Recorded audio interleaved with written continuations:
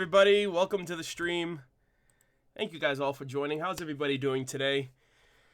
Okay, so really quick, a lot of people are typing in the chat. The song is down. called... We're not here for your money. Great googly moogly, it's all gone to shit. They need to make like a hockey player and get the puck out of there. Shane, thank you for the donation. I have a new bot voice now. His name is Justin. So, Justin chat Justin. That is the new that's the new voice bot for any donations that come through for the stream. We're not here for your money. Oh, that episode. Tell me she's gonna be okay. I don't know. I don't know if she's gonna be all right. But a lot of you guys were asking what the name of that song was in the chat as the stream was starting up. That name, the name of the song is called Ski, S-K-I, and it is by Hyper Potions on YouTube. They're one of my favorite music channels on YouTube. And yeah, they have a lot of great songs. That is one of my favorites that I kind of use. I use a lot of their music when I do my stream startups. So if any of you guys want to check that out, link should be in the description. It might link you to a different song because I did change the hyperlink midstream, so it might not have updated. So if you refresh the stream, you'll get the new link, but it'll send you to a different song that they have. It's still good, but you'll know where to find their music. Oh man, but yeah, how's everybody doing? It's been a while actually. It's been a couple weeks. So Merry Christmas, Happy Hanukkah, Happy Kwanzaa, Happy New Year. More importantly, this is the first live stream discussion of 2018 for RWBY Volume 5 as we're closing out the last couple of chapters for the volume. The volume is actually going to end this month. January 20th should be the finale of the volume. So, you know, a lot of shit's going down right now, and I'll preface this for you guys who are looking forward to the reaction this weekend in telling you that this is probably the worst I've ever been with a chapter. Like, I watched the chapter on Tuesday, and I didn't even want to like talk about it. I was just so destroyed by it, and you know, I've heard a lot of people in the last week or so, basically in the last couple of days since I've watched it, and obviously people who've been talking about it since Saturday, but a lot of people have been saying stuff like, "Oh, I don't know why people are overreacting. She's fine. If you notice where the spear hits her, it's you know, it's not vital or anything like that." But to me, I don't watch the show with that type of foresight, right? I don't watch the show and perceive what's going to happen. I like live in the moment with this show, right? I don't look at it like, walk it off, Weiss, you're not going anywhere the next couple chapters. I look at it as, in the moment, in the current state of affairs, like Weiss has been severely hurt, and it has the potential to kill her, despite the fact of she's a main character, despite the fact of, oh, they wouldn't kill her off. Like, I feel like a lot of people just dismiss that immediately, and I don't watch the show the same in that same respect, right? Like, if I see something like that happen, I look at it for what it is. Couple questions, because I'm relatively new to these streams, if you don't mind. No, that's Firstly, fine.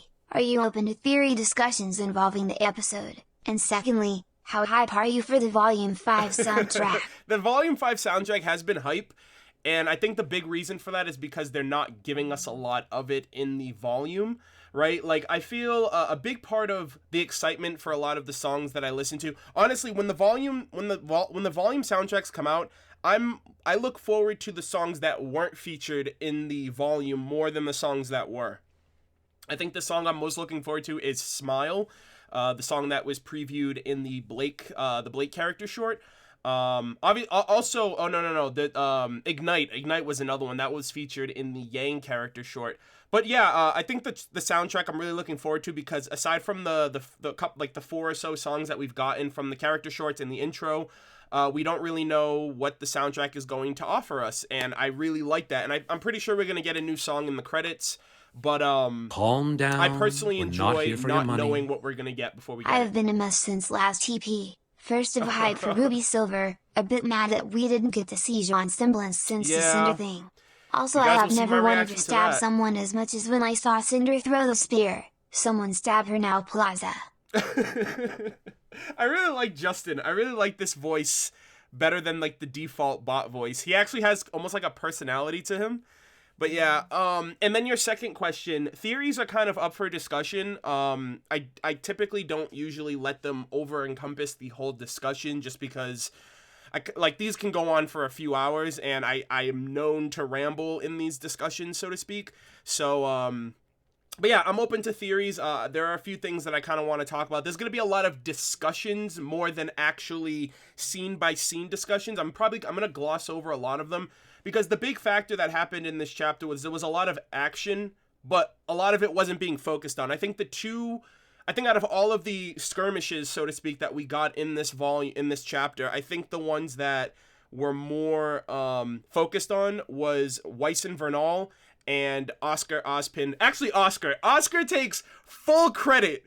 Oh my god, I was so proud of him. I was so happy that it wasn't Ozpin that was taking control, right? And Ozpin was actually giving him a choice. He's like, what do I do? He's like, fight. I'm not going to fight for you. I was really, really happy to see that he has his own resolve and he's actually willing to help, even though it's kind of like he has no business in any of this. So, apologize. I'm a little sick. I was sick the entirety of the holiday break, and I just have a bad cough right now. So hopefully that doesn't get in the way. But yeah, so for the most part, I am going to be glossing over a lot of the little skirmishes that were had because nothing really came of them. It was like, oh yeah, Weiss versus Emerald, Mercury versus Yang, and it's like we didn't get anything out of those. So other than mentioning that those moments actually happened, I'm going to be focusing more on discussing the broader scope of a few things that I noticed here and there, and obviously looking at your comments and your posts that you guys have in here. 730 people are in here right now. Holy shit, dude. Wow. Thank you guys all for joining. We're not even 10 minutes into the discussion. I usually dedicate the 10-15 minutes to people joining and, getting settled in before we actually get into the nitty-gritty of things. Really quick, I'm going to read some of these super chat comments. Thank you guys so much for the support. Let's see. We have one from... Okay, so Ruby Rose Moon, happy holidays to you as well. I actually went to see my mother and my brother for Christmas. I went to see them on Christmas Day, and my brother was sick when I went to my mom's house. So it was my mom, my brother, and me. We're kind of a small family, so to speak. My sister lives out in Boston with my nieces, her daughters, 3 of them. So I didn't get to see them. Her birthday recently passed. Her birthday was on Tuesday as well. But calm down. Went to my mom's house for Christmas, got sick.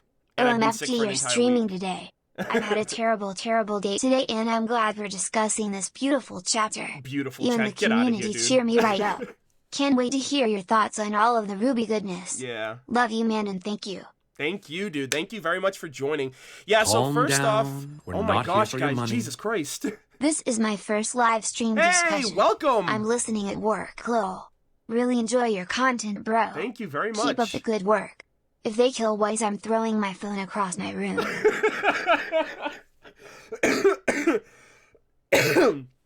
Well, first and foremost, welcome to the live stream. I do these every week. I tend to do these every week, every Tuesday. But I was getting to, I went to go see my mom and my brother on Christmas. My brother was sick when I visited, brought that back home with me, and I was sick from Christmas Day to New Year's Eve. So the entire holiday break, I was sick. There was a lot of videos that I wanted to do that I haven't done yet. Like my fan gift unboxing video, haven't done that yet. I wanted to do a year-in review video, kind of looking back on 2017 and all of the things that we've accomplished on the channel, a lot of the videos that I posted, the growth that I've had in the last year, and I'm still going to do that one, especially because that's like really important to me, and it's important to kind of reflect on last year as a whole and kind of challenging myself to bring new things to the table for 2018. So videos will be a little delayed because I am coming off of sickness and I'm actually getting back to the groove of videos now that I've watched the chapter. We're doing the discussion, albeit it's already Thursday, so this is only going to last a couple of days before the next one comes in. And for those of you who are asking, yes, slow chat will be going active once the discussion starts. I'm just going to get through a few more of these comments. Have you heard the theory that the relic could be under Salem's grave? I actually did hear about that one. It wasn't like extensive and detailed. I think I actually saw it in a YouTube comment, but someone mentioned like imagine where Summer's grave is, because there's no body there, because they mentioned that she left on a mission and never came back. So I would assume it's just a headstone. I wouldn't even say that there's a coffin where it is, because it's on a cliff on top of that. But that'd be interesting. I have heard that before. Let's see. Let's team up and kill Cinder. God. We are gonna get into that. Jaune put in work. I will agree on that, Andy. Thank you guys all for joining. Thank you guys so much for your support. We're gonna be getting into the discussion for Chapter 11. As per usual for all of these discussions, once we actually start the discussions, I put in slow chat so I can read the chat at a consistent rate. We have over 800 people in here right now. So, what slow chat does, it makes it so you can only type once every 45 seconds. So that way there isn't massive influx of spam. And I kind of prefer if people kind of reserve comments for something that they kind of want to get out there, or if you guys are having a general discussion with other people.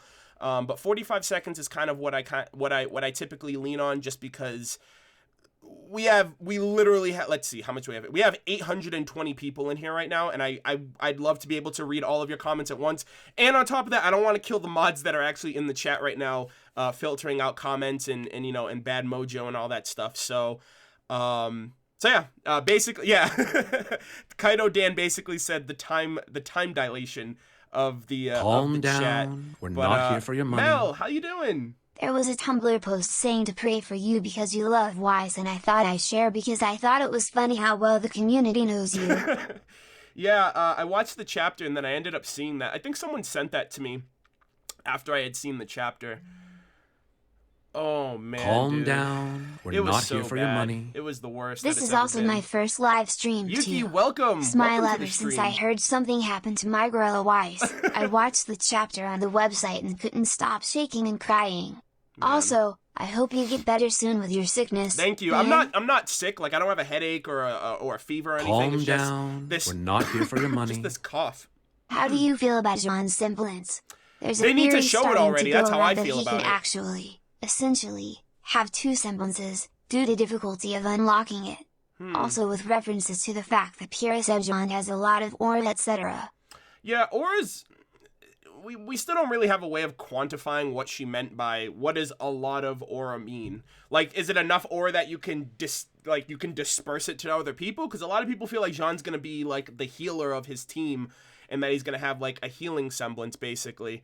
Oh gosh, someone hit me with a GIF. Calm down. We're not here for your Jake money. Meme Lord. Jaune is going to unlock his semblance. I just know it. Don't you? We will get into that. Anyways, thank you guys all for joining. We're going to be starting. Switch over my webcam over this way so you guys can see the screenshots that are coming in. I'm going to turn my phone off so I can stop hearing that silent vibration going on. So, my God, this chapter, man. I already prefaced it initially, but I will just kind of illustrate it again for people who are looking forward to the reaction this weekend. I couldn't enjoy the chapter because it was stressing me out. That's how bad it was. It was to the point where I started it, you know, I started the episode and I was like, oh my gosh, I'm really excited. Everyone's gonna, you know, we're gonna get some action and stuff like that. And it slowly turned into me worrying about character A, B, C, D, like all of the main characters down the line. Like I was worried for Jaune, I was worried for Weiss, I was too worried to really enjoy myself. And by the end of the chapter, by the end of the episode, I was just really, I was shooken up a bit, right? Like, I usually do discussions in my Discord after I watch an episode. We have yet to do a discussion because I literally finished the chapter and I told everybody in my Discord, I was like, I can't talk about this. Like, it affected me that badly. And, I don't know, Calm down. We're not here for your money. I don't really know how to word Jaune? it. The healer of the group? Guess Jaune is Anduin from World of Warcraft. Confirmed. I don't know about World of Warcraft, but basically the healer, so to speak. That's kind of what a lot of people have been saying as of late. Well, actually, for a really long time, actually, because he kind of buffs his team in the RWBY game. Hate to say this, but I love the fight focusing on Weiss, Oscar, and Jaune made the outcomes, especially Weiss, obvious. Also having inconsistency with your MacGuffin of the series. Anyway, stay warm. Thank you very much for that. I appreciate it. Calm down. Oh my gosh, guys, we here need to for get your into the money. discussion. I I appreciate feel it. so much for Jaune this guy. We all know he's the underdog in this story, but man, they are being brutal to him. Yeah. All he wanted was to be the hero who saves his friends and not be the idiot stuck in the tree. He's never strong enough. It hurts, man. Frown. Yeah, it does. It really sucks too, because it's like what you said, like, right? Like, he has, I feel like each one of these characters has had like a fantastical kind of fairy tale story in their head. We're not here for your money. How the chapter goes. I hope you start feeling better soon. Thank you. I, too, have been sick this last week. It's been really stuffy, CFVY, and sneezy. Feels bad, man.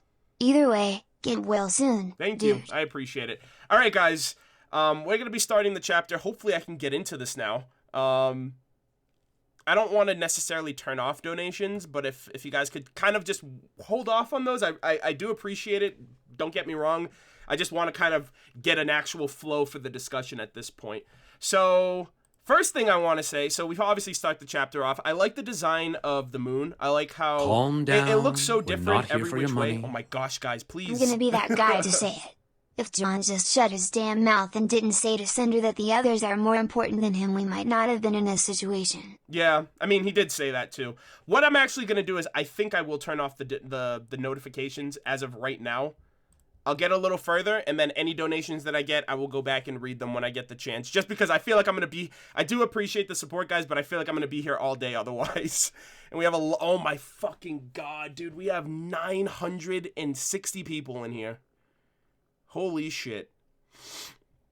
But yeah, so I like how they're playing around with the moon. Like, we don't know anything about it. I remembered in volume 2, I think it was, there was a volume 2 live stream. It was Gray, Monty, Carrie, and Miles, I believe. And they kind of alluded to the fact that the moon has significance. It doesn't look like that for any... It doesn't look like that to be cool. It doesn't look like that for, you know, for... I don't know, just the cool factor of it, I guess you would say. They said there's a reason for it, and I'm pretty sure it has to do... I don't know if it has to do with dust. I don't know if it has to do with Salem and Ozpin and whatever occurrences have happened in the past. But I do like how they kind of flesh out the aesthetic every volume. Like, volume 1, it was a 2D image in the sky that looked somewhat broken off, and then they kind of go crazy with it with every volume. And then right here, it kind of looks just, like, blown to smithereens, which looks pretty cool. And it's kind of crazy how, like, all of that's, like, blown off, but it's all kind of self-contained within its orbit. So I think that's kind of cool. And then obviously the bottom image too kind of represents the CCT, which I mentioned in the first episode, and I've noticed a lot of people have mentioned it too. I mentioned it in my TLDR review as well. But I was always wondering, I was like, is that their CCT, right? Is that like, because they have a lot of towers, like in the first chapter, you actually see 2 towers that look like this bottom one right here. And I've always wondered, I was like, is that their CCT? Because it doesn't look like the one in Beacon, which I wouldn't expect it to, because the entire aesthetic of Haven and Mistral as a whole, and like the culture and everything is so much different than Vale. So I was always under the impression, like, if it is the CCT, if it's as distinguished as any of those other random towers that are in the distance that we've seen in the on the campus grounds, like they were shown in the first chapter. Let's see. Dude, did something break from the moon? Looks like an egg. Yeah, I mean, my headcanon is like, there was like a space battle, right? And I don't know, it's weird too, because they've briefly touched on space, very briefly, right? I think it was the World of Remnant on, I think it was actually the CCTS World of Remnant. They mentioned that space travel isn't possible because dust loses all of its power, like basically all of its power once it leaves Remnant's atmosphere. So I always found that interesting, because there's never been any type of reference or callback since then. So I'm wondering why it is that dust is like self-contained on the planet, and why the moon looks like that if it's in space, and if there's no such thing as space travel, how did the moon get like that? So and there's a lot of people who theorize that maybe dust actually originated from the moon and it broke off and it landed on Remnant, and then it just kind of became its own thing. But dust actually comes from like the earth. Like they mine the earth, they mine remnant for dust. So I don't really know how that would necessarily hold up. But holy shit, dude. We have 1,010 people in the we have 1,010 people in here. Holy fuck. 1,020. So officially, this stream. I've had more people in this stream than any stream before. Before this stream, the stream that I had the most viewers in was RWBY Volume 4, Chapter 1. We had 1,010 1,010 viewers. That's where we peaked at. So officially, this one is beating that. So holy crap, man. A lot of people are interested in this discussion. Thank you guys all for joining. I do appreciate it very, very much. So yeah, aesthetic of the moon looks cool. Aesthetic of the CCT tower, much different than the one in Beacon. Pretty sure the one in Vacuo and the one in Atlas are also going to be different. And the one in Atlas, from what RWBY mentioned in Volume 2, is like it was the first one. And then Atlas kind of gave the CCT system to the other kingdoms for intercontinental communications. So there's that. The gang's all here, right? We have everybody being set up. And it was at this point in my reaction that I started, like, the excitement started leaving me and it started being replaced with worry, because I was like, okay, they all think that they're going there for some grandiose mission of working together with Leo to, you know, stop Raven, get the Spring Maiden, stop Salem, bring world peace and all that stuff. Obviously, Crow and Ozpin had their suspicions, but you could have never been too sure. And the way that they set it up, right, with using Raven as like the centerpiece, right, like she was the gateway for everyone, right? She used her brother to teleport to Mistral, not to talk to him like I thought she was. Like I thought she was gonna teleport to him. And oh, hold on a second. I just got a donation. Duskwave, thank you for the $10. I hope you feel better. I think this volume is my second favorite, right behind Volume 3. Well, we still have 3 more chapters left before you can make your definitive decision. But it's ramping up, right? Like, it started off really slow. I noticed a lot of people have had a lot of different things to say about the volume thus far. But I do think that in the grand scheme of things, we had to reach this point no matter what, right? I was never of the mind that the show wasn't going to reach this grandiose moment and things weren't going to pick up. It was just a matter of how long is it going to take before we get there. And thank God we got 2 more chapters this volume. So naturally we'd have 12 chapters. So the next chapter would have been the finale naturally, but we got 2 extra chapters. So we have 3 episodes total to kind of see how things play out. And things are so close right now, right? Like, the fall of Beacon is happening tonight. Whether they stop it or not, I think the CCT is going to fall. I think they're going to get the relic. Whatever happens from there is still up in the air, right? Like, Blake is still nowhere to be seen. We know she's bringing forces from Menagerie. And there's just so many different variables and so many different outcomes that could happen. So obviously, there's a lot of tension, especially right now. But like I said, there's a lot to look forward to. And a lot of things are still up in the air right now. So, the gang's all there, and I kind of want, I really liked the top shot. I don't know why. I can't really put my finger. I think it's because it's like a wide pan shot of just like the entirety of the opening area here, that we didn't see when they first came into the school in the first chapter. So I'm wondering if this is like, I don't know where if this is in the school or if this is a different part of if this is a different part of the campus that they decided to meet. But the statue at the bottom made me remember something from, I think it's from Greek mythology, right? Like, the statue reminds me of, so first off, it seems to like represent a goddess of sorts, which we already know that there are gods that do reside in the, in the aspect of the mythos for the show. And, we know about the god of light, the god of darkness. Tyrion refers to Salem as a goddess. And we don't know where she falls. We don't know where she falls in the whole god of light, god of darkness, if she is a god or a goddess in of itself. If this is a depiction of Salem, But this reminded me of the of Atlas, right? Like Atlas holding the world on his shoulders. I think that's Greek mythology. Is that Greek mythology? I could be wrong. Pretty sure that's Greek. But it reminded me of Atlas holding the world on his shoulders, because she's holding up the balcony that Leo's standing on. So I kind of just it kind of reminded me of that. I didn't know if there was any symbolism to this, like if there's anything that we're supposed to be looking at more. She's shackled in chains too, so I don't know. Again, I don't know if that's a representation of anything, if there are other gods that Ozpin just didn't bother to mention. But nonetheless, that's kind of the first thing that I thought of. I was like, holy shit, that reminds me of Atlas holding the world on his shoulders, and she's carrying Leo, basically. She's carrying him because he's a coward and he can't really... Atlas is a titan, not a god. Oh, yeah, Titan. My bad. That's what I meant to say. I just regard the gods and the titans as, like, the same thing, because weren't the gods, like, better than the... I mean, weren't the titans, like, better than the gods? Or, I know very little about Greek mythology after I graduated high school. I really can't retain a lot of memory from anything like that. But, let's see. Just reading a little bit of the chat really quick here. Sorry I have to go. You have a good day. Zachary King, thank you for sticking around, buddy. I appreciate it. You have yourself a great night. You can tune back into these. It'll be uploaded on the channel in a couple of hours after the stream is done. Yeah, the Titans were the parents to the gods, but it sucks that, like, the Titans were the parents to the gods, and then the gods were just like, fuck you, we want to do our own thing, and, like, imprison them and all that jazz. Well, not all of them, but some of the bad ones they imprisoned.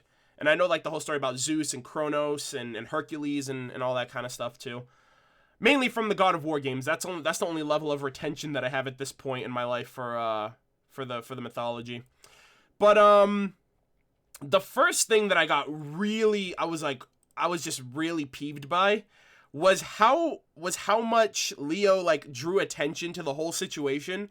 Because they show up, and the first thing he says, which is a little, I mean, I'll give him a pass for this, because it's like, I mean, you can't draw suspicion or draw attention to yourself by mentioning it, but he's like, there's a lot more of you this time than there were before, and it's like, well, yeah, the whole point of why Crow left was because he was going to go and look for help for people to come back and help with the Force, you know, to help out with things, because, you know, he wasn't getting any results from you. But the one thing that really ticked me off a little bit was, the little thing that ticked me off a bit was the fact that he brings attention by saying, why did you bring your weapons with you? And the first thing that I thought of was the first episode, right? In the first episode, they literally run to Leo's office, they pull out their weapons at the door, Crow kicks the door open, and they all have their weapons in hand. And it's like, if they're gonna have their weapons with them in that instance, why is it any different if they have their weapons now? And the bigger fact is, like, they're already suspicious of you, and by you saying that, it kind of draws attention to, like, well, we need our weapons to protect ourselves, but if you're gonna bring up the fact that we have our weapons, it draws attention to, like, you don't want us to have them. Like, you don't want us to be able to defend ourselves. So, like, that was the... I didn't get, like, annoyed by it to an extent, but I was just like... I literally just called Leo out on that. I'm like, Leo, they literally had their weapons when they greeted you in the first episode. And it's like, that just draws so much attention to yourself. So, initially, that's, like, the first thing that I thought of in that regard. And thank you guys all for the donations. I had to turn off the donation notifications on the chat because I wasn't able to continue to start the discussion because I was getting interrupted every couple of seconds, but I do see them here. I do appreciate it. I'm going to read a couple of them right now. Foxtrot Disco with, hey Arnold, how's it going? Just joined the stream. Love your content and keep up the great work. I also lost my shit when Weiss got stabbed. We're already getting to that part. You didn't have to remind me, but thank you for joining. I appreciate it. Thank you very much for the support. James Jr. from the opening, the battle seems unwinnable, but all we need's a miracle. We're going up. We'll never be denied. I am holding out hope that this is just a catchy phrase from the opening. I think we all need a miracle. Also, congrats. 1,155 viewers as of 2 minutes ago, which we're now over 1,200. Holy shit, what are you guys doing here? Also, really quick, this is kind of off on a separate tangent, but do any of you guys live in New England? It's like there's like a blizzard going on outside of my house right now. There's a blizzard going on outside of my house right now, so I was just like, I felt like there was maybe a lot of people would tune in anyway if they lived on like the East Coast, just because we're getting like bombarded by snow right now. So I'm snowed in anyway, so I had nothing better to do today. But I think it's crazy that there's either nobody has anything better to do tonight, or a lot of you guys are just really in tune with how this chapter went through. But yeah, I live in Massachusetts and we're getting wrecked by snow. It's been snowing all day today. Oh, look at that. It's summer in Australia. Some people have all the luck. And then Fanta Writer, 1,150 plus in the stream and less than 300 likes. I'm ashamed. Hey, to each his own. It's all good. I just appreciate the fact that anyone gives a damn about anything that I have to say about the show and is willing to kind of tune in, hang out with each other, kind of throw all of our ideas to the wall and see what sticks before the next chapter comes out. And this is kind of late. I typically do these on Tuesday, and the fact that I'm doing this on Thursday and there's still this big of a turnout is incredible. So thank you guys so much for joining. I really do appreciate it. Let's see. Hey Arnold, I was having a terrible day and I woke up from a nap to see you streaming. Feeling much better. Love your videos. Keep up the great work. My name is Lame. That's his username. I'm not calling you lame, but thank you very, very much. Hopefully you had a good nap. I don't know how people nap. It's either like if I go to sleep, I'm sleeping. Like there's no such thing as naps for me. So hopefully you enjoyed it. Why do you think Hazel chooses not to fight? We will get to that. We will definitely get to that because Hazel is an enigma at this point. Like, he's on the bad team. He sees all this shit going down. He's willing to just kind of, I don't know, he's kind of like babysitting everybody almost. It feels like he's chaperoning more than anything. He's just there. Like, he's only ever shown up and talked and been diplomatic. He's never been forceful. He's never taken action on anything. He's only ever just been in the room when something goes down. So I feel like Hazel's just so fascinating. I'm just wondering if we learn more about him at this point. But getting back to the discussion on everything, thank you guys for the support. Almost 1,300 people. Holy fuck. I've never had this many people in a stream ever. Like I said, the most I've ever had was 1,000, and we're almost 300 past that. Love your content, man. I just really want to see Jaune get his semblance. We will talk about that Pika Slayer. Pika Slasher. Apologize on that. Oh my god. Fuck. And another thing that really peeved me off. Okay, so at first, this was taken as a joke in the community, right? Like, a lot of people were mentioning it, and it was kind of funny to poke fun at the fact that it happened so frequently. But I think, okay, let's see. It's happened, okay, Sun has done it, Kali has done it, Fennec has done it, where at any given instance where stealth is the most viable option in a scenario, right? Like when Sun was trying to get the drop on Ilya during her speech, Kali was about to like wreck Yuma with the serving tray. And when Fennec when Fennec like was charging up his dust knife and he was gonna go and stab Gira, all three of them broadcasted what they were gonna do. Like they all like screamed and kind of gave away their position, which it's like, why the fuck would you do that? Like you're just giving your opponent a means to kind of defend themselves, which in a state of life and death, typically in a state of life and death you don't want to do that. But Sun, it's like, I mean, come on, Sun, you can try harder than that. But it wasn't the same thing, but Raven just perched up there and just chilling like, no one's gonna see me up here. I'm fine. It was kind of, it reminded me of that moment. I was like, Raven, why are you standing out in the open? It's supposed to be an ambush, you know, like you get the drop. That's the thing. I don't think anyone in this show knows the definition of ambush. I think either that or their sneak level is still at 0. Despite the volume being 5 volumes in. I kind of laugh at it, right? I don't really give a shit at the end of the day. Their plans are still going off without a hitch, but it's just like, she just looks up and she's like, Mom? And at that point I'm like, Abort mission. Like they know. Granted, Raven was an anomaly in this case because at this point I would have looked at it as like, what the hell are you doing here? Just because Cinder and them weren't around, so you weren't able to put 2 and 2 together necessarily. So I can understand that, but a few seconds into this whole interaction and it was pretty much clear that she was on their side. So, like I said, I know the fandom likes to poke fun at that a lot, but at some point it's so in your face that you kind of have to mention and say something about it. So yeah, I just figured I'd bring that to the forefront for anybody who feels the same way. I do feel like it is, like I said, it happens a lot. Oh shit, is that my boy Hydro? Is that my boy Christian? Hey dude, I can't stick around. Hope the stream goes well. New Hampshire is getting pounded by snow as well. Well, I mean, yeah, you live like 3 hours from me. But dude, I hope you and everybody are doing well. Make sure you say hi to the gang for me. Make sure you say hi to Ian and Adam and Seth and Michaela for me. Hopefully you guys are doing well. You guys need to be sure to come back down after Volume 5 ends. We should be getting together around like February. And let me know if you guys are going to RTX again, because I'd love to hang out with you guys more. Love you guys. And stay warm where you guys are at in New Hampshire. And thank you very much for the donation. I appreciate it, bud. You forgot the poor and ancient ticket machine. Oh yeah, the ticket machine. Holy shit, I forgot all about that. Yeah, so Hazel's only instance of actually doing something in the show was literally like pounding on top of the ticket machine for... let's talk about that really quick, right? Because I feel like I'm gonna forget. Let's talk about that for a second, right? I'm very, very, very surprised that when Hazel showed up, and I know I switched the images, I'm kind of going off on a tangent right now just because of that comment. Very surprised that Hazel didn't notice Oscar. Because Oscar and Hazel, I mean, granted, he passed by a kid, he probably didn't pay him any mind, but he at least saw him enough to be like, leave him, so it's like, yo, don't let a small obstacle like a ticket machine block your path.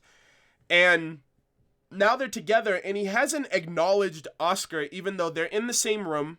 They were in close proximity of each other. I mean, granted, he had his back turned to him. But it's like, everybody knows who everybody is in the room at this point. Like, no one's gonna be like, I don't know who they... Well, I mean, Cinder hit Jaune with the... Oh, my God. Cinder... Oh, dude, that pissed me off so much when she was like, who are you again? Oh, dude, I was so fucking mad. I was so mad. It was ridiculous. All right. But yeah, long story short, very surprised that Hazel didn't notice Oscar. Granted, Oscar's kind of like irrelevant at this point until they realized that, until Leo realized that that's Ozpin because of the cane. But yeah, I just found it a little odd that he wasn't like, holy shit, I saw you a couple months back or a few weeks back or however long it's been because I walked here, right? And how does Hazel get around everywhere, right? Like, I don't know. It's kind of up in the air. No, God, sure, I'm not triggered. There's a difference. It was just the fact of how much of a bitch Cinder was to the point where it's like, she's so high on her pedestal that she just like, she just sees everyone as insignificant. I mean, especially Jaune, right? He's not the most, how do I put this? He's not the most, how do I say this? It's I'm not trying to like deviate from saying like something that's less meaningful of Jaune. I just don't know what I'm trying to say here. He doesn't stand out, right? He doesn't stand out in her eyes. He's a very average, and for the most part he's very average compared to everybody else in terms of him being a warrior, trying to become a huntsman, trying to be the huntsman that Pyrrha wanted him to be, and that his family legacy has led up to. And everything, and then, he's trying so hard, and he just, like, confronts her, and she's like, I'm sorry, who are you, Mr. Irrelevant? That really just pissed me off. That really just got under my skin and really aggravated me. It just solidified how much of a bitch and how arrogant and how condescending she is to other people. Especially Jaune, right? Like, never underestimate the underdog, because they're the first ones that are gonna get the drop on you, so... And that's like the number one thing from anime, right? Like Naruto taught me that, Goku taught me that, fucking Kuroko taught me that. Like, don't sleep on the underdog, because they'll come back and it'll come back to bite you more than anything. Oh, hold on, give me one moment there. Gotta refresh my thing really quick.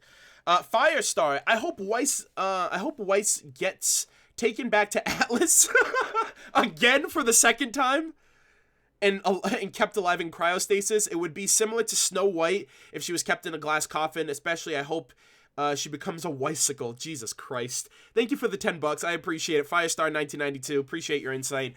Actually, a friend of mine, my friend Dan on Riku0 on YouTube, he does RWBY reactions and reviews as well. Definitely check him out if you guys get the chance. He's caught up with everybody else on RWBY. He started a little bit late. I think he started right after Volume 3, but before Volume 4. So check him out on Riku on YouTube. He kind of came at me with a theory this week also. He was like, you know how like Snow White is kind of in an eternal slumber until her knight in shining armor, like her Prince Charming, can break the spell, you know, with a kiss and, you know, save her life from the poison apple and all that jazz. He basically kind of inferred the same thing will probably happen to Weiss, where she won't die, but she'll be comatose for a while. Not like, I guess not like to an extent where like you don't know if she's gonna survive or not, but like obviously for a predetermined amount of time. But she's just gonna be out of the she's gonna be out for a while, and I found that really interesting. I didn't think of that myself. I didn't think of like, okay, going back to her Snow White influences, because I feel like the show detaches more from the source material as the show goes on. Like these characters are breaking into more of their own versus pulling references from their source material or from like their inspirations that are relevant for the show. So I thought that was really, really, really, really good. Hey, semblance of sanity. Caleb, how's it going, dude? Thanks for joining, man. You're gonna say she'll be put on ice? In a sense, yes. Yeah, I heard that joke too. Someone was like, guess what Weiss's favorite gum is? Spearmint. And I'm just like, get the fuck out. Like, I can't, actually, you know what? I take that back. I can't really be one to talk because I'm the first person to like post a meme video on YouTube or a meme image on the community tab on my channel or on Twitter, like an Arthur meme or just something savage that people are just like, I fucking love you, but at the same time I hate you. So I really appreciate those jokes because it's like a coping mechanism, right? Like, it's such a traumatic moment that you don't want to linger on it. So rather than do that, the first thing you want to do is you want to laugh. You got to laugh to keep from crying. And I think that's the best way that the fandom does that. Like, they just find a scenario or a situation and they just make the most of it and they run with it and they make the best of a terrible situation. Doesn't translate that well in reality, but at least when it comes to a show that we all care about, it's a great way of kind of coping as a community. Be honest, it's good to laugh at what you love. Yeah, of course. If you can't laugh at a joke, then you are a joke, in my opinion. So that's just how I look at it. Alrighty. Let's see. I'm gonna get through a few more comments, and we're gonna get back on track. The Jaune feels are everywhere. The Jaune feels were Miles, I don't know where the hell you are right now. I don't know what you're doing. I don't even know if you're watching this, if you'll ever see this, if you'll see the reaction. Miles took Jaune to a place where I never thought Jaune would get to, right? Like, you can't look at Volume 1 Jaune ever again. Like, you really can't. You can't. Like, this chapter kind of solidified, like, Jaune is so different. He is such a cynical and just a very damaged character that it kind of just changes his whole personality. And we've kind of been hinting at, like, okay, how is Jaune feeling about Pyrrha? How is Jaune feeling about all of this? We got a glimpse of it in Volume 4, right? When they're around the campfire, they're talking about the maidens, about the relics, about Salem, and he kind of lashes out at Crow. He's like, you guys forced this on my teammate. That's why she's dead. And that was like a brief glimpse at how jaded and how cynical and how angry he is at everything that's happened, right? Even though on the surface, yeah, we can laugh at his Pumpkin Pete hoodie. We can laugh at, certain instances, here and there. Like him losing the map and, his sisters, making pigtails, from his hair and stuff like that. Like, we can laugh at certain moments like that with Jaune. But it was always, I feel like we've always brought it up, like, chapter to chapter since Volume 3 of, like, how is Jaune going to react when he sees Cinder again? I think I mentioned it in the first chapter of this volume, right? When he was like, you know, Cinder said that she came here with Emerald and Mercury. Like, she said that she was from Haven with Emerald and Mercury. Do you have anything on them? Like, he just wanted to know, like, where this person is and wanted to know as much about her as possible to kind of get revenge and you know, act out on that. And Miles did an incredible job. He took Jaune to a place that of like just skyrocketed his maturity level and just made him feel very real in that moment. Like, how would you feel if you came face to face with somebody who killed someone that you loved or you cared about in like cold blood, right?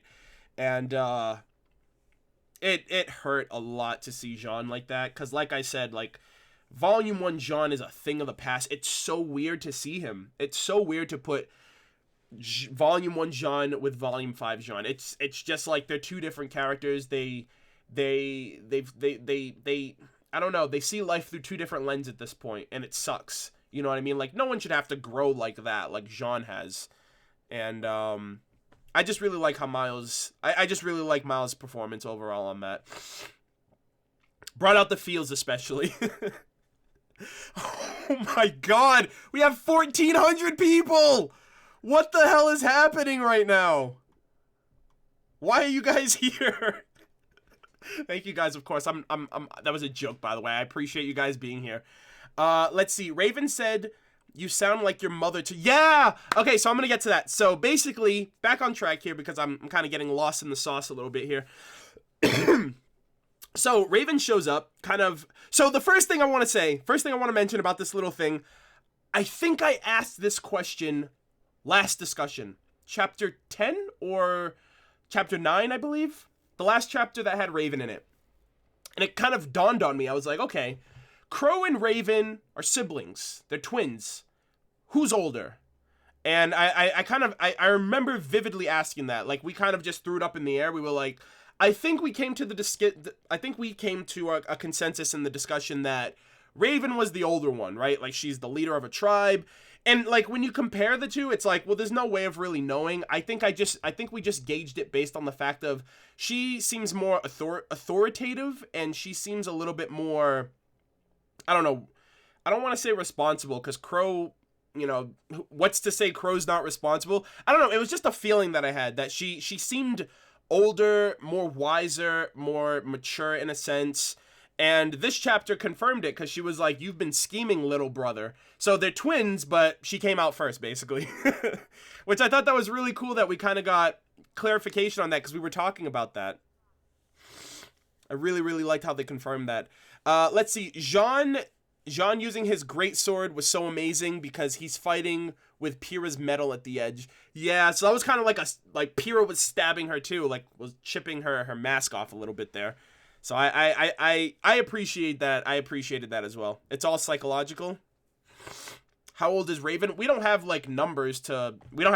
We just know that she is older than her brother. She's older than Crow. It's confirmed at this point. But yeah, kind of going back and forth, mentioning how basically kind of spilling the beans. Like, hey, he told me what you guys were trying to do. You guys were trying to take my Spring Maiden, and you guys were trying to attack my tribe. And at this point, all fucking shit just hits the fan, dude. And it just sucks overall, because it's like, Raven is looking out for number one. She's looking out for her and Vernal, and she's gonna double cross them, right? Like, she's like, we need the relic. So once shit hits the fan, once the tower falls, once the White Fang pulls in, once people start getting killed and thrown about and all that stuff, they're gonna split, because she has the key. She has Vernal. She just needs to know where the vault is. And once that happens, it's gonna be. And she also mentioned too, if you notice, she said, don't wait. When she basically told Vernal to go up against Weiss, she's like, don't use your power on her, don't waste it on her. So she's saving it. She's saving the best for last, basically. I honestly, let's see, Wolf of Solace. I honestly think this episode is the greatest evidence that Emerald is redeemable, even if it's solidified that Cinder isn't. I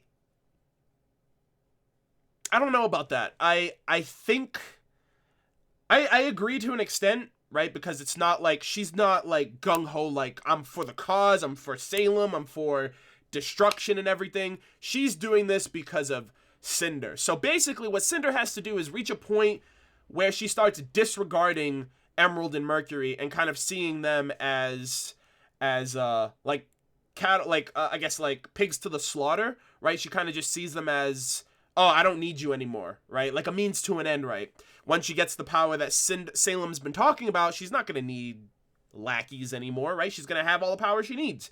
And I think at that point, that's when Emerald's going to look at the situation. She's going to, like Raven said, she's going to assess the situation. She's going to look at her options, and she's going to be like, I think I fucked up, right? And she's so broken. She's got the broken, she could just turn the tables right now. She can just like take over Cinder's mind and just make her vision the enemies as grim and stuff like that, and just have her like attack them or something like that. I don't know. I do still feel like maybe there is hope for Emerald, but she seems very influenced, almost like Ilya was with the White Fang. Ilya, at this point, she was redeemed in the sense that, like, I feel like Ilya is in the same boat as Emerald, right? She's just influenced by the wrong people around her. She's hanging out with a bad crowd, basically. And it's in the same vein, but the difference here is, like, Emerald knows that, like, she's fucking up, but she's still, like, Cinder saved my life, so no, I can't. I'm sorry. It's all her. Or it's her way or no way, and it's gonna have to take Cinder devaluing Emerald's sense of life and Emerald's sense of purpose for Emerald to look at the situation and be like, okay, I need to get out of here. So I'm a little 50-50 on that, because at the same time, Emerald could very much see that she's in the wrong, but still not give a shit, right? So only time will tell at this point. So I guess the next scene pops up here, and I think you guys are gonna, okay, so this part right here, so somebody in the chat mentioned it a little while ago. Hold on, let me see if I can find it. I literally just read it off. I apologize, I have lost your comment. There's a lot of comments here. There's almost 1,500 people in the damn chat, which I think is fucking crazy. Jesus. I have a theory that Cinder's power, if it's what I think it is, did they ever talk about her semblance? I will get to that. I will get to that in one moment. There's a lot of comments going around right now. I apologize. I'm trying to keep up with all of them. Trying to keep up with donation comments and chat comments and super chat comments. I do apologize.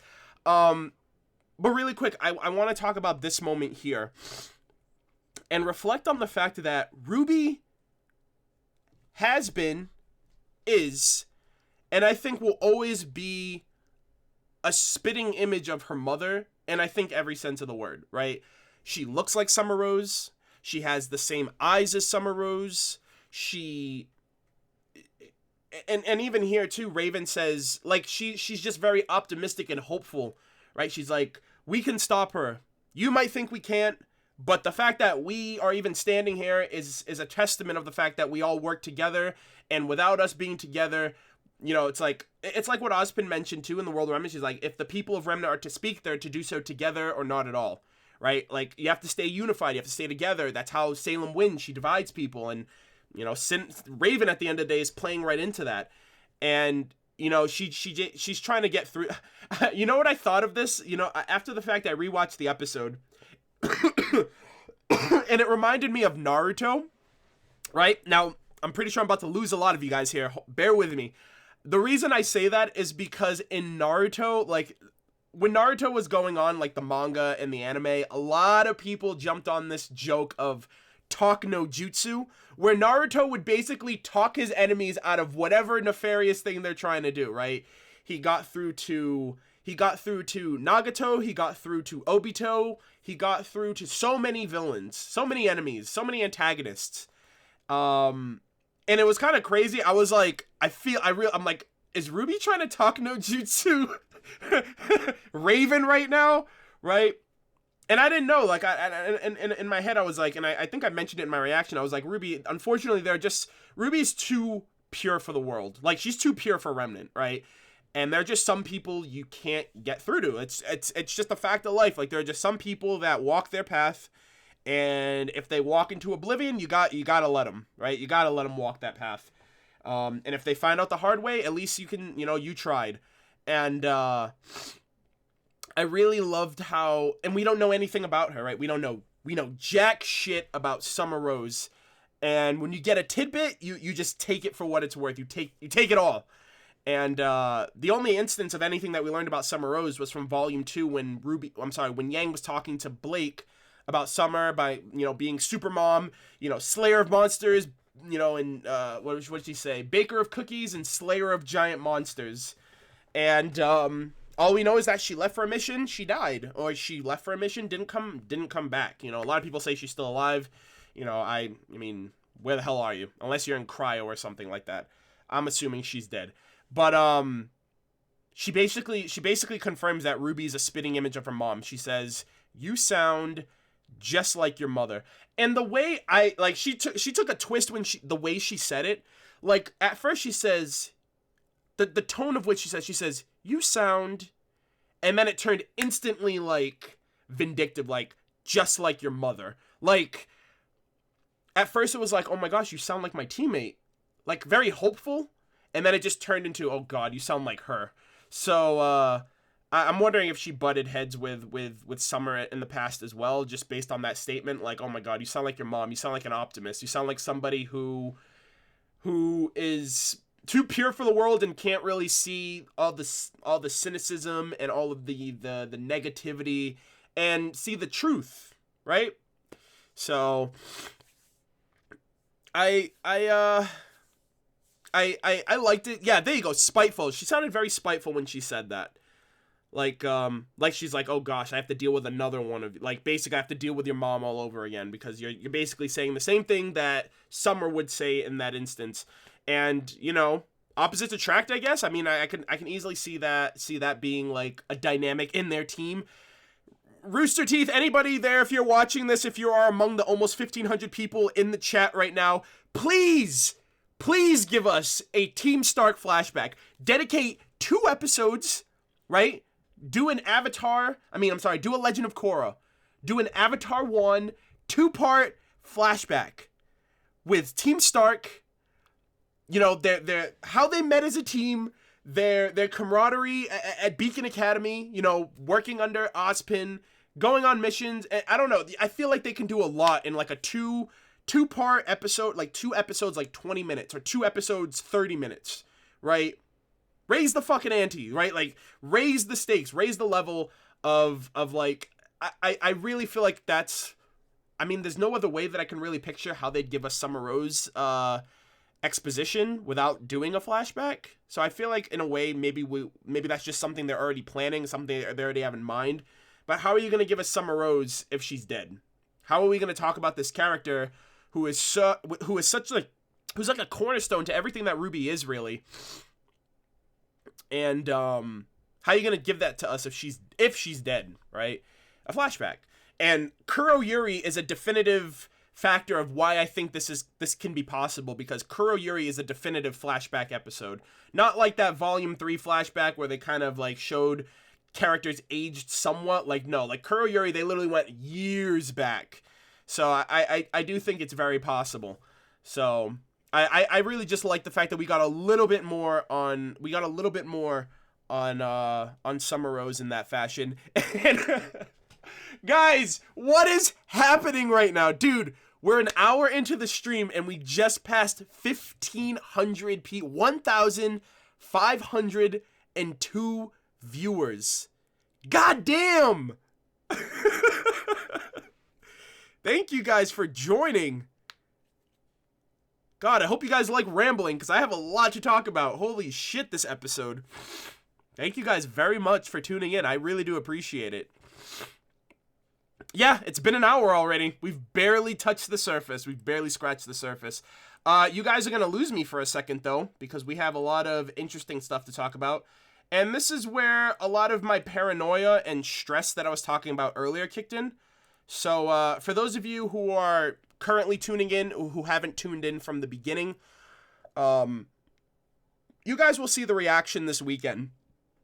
But I basically mentioned how this episode was very different in how I experienced it as opposed to other episodes, in the sense that this episode genuinely stressed me out. Like, I finished the chapter and I said to myself, I was like, I couldn't even enjoy that because I was so stressed. I was worried for RWBY. I was worried for Jaune. I was worried for Weiss, and rightfully so, because there was a fake out moment where I thought Jaune was gonna get killed by Cinder. There was another. I mean, obviously, what ended up happening, they set it up for Weiss. She lost her aura. That sent me over the edge, and then she gets stabbed, and that kind of destroyed me. And I felt very I just felt overwhelmed by this chapter, and I had to go back and rewatch it to kind of really piece together what I had just watched, like in all seriousness. And this was kind of like the initial shit hitting the fan. Cinder, Emerald, Mercury, Vernal, Raven, Hazel, the White Fang, Adam, Leo.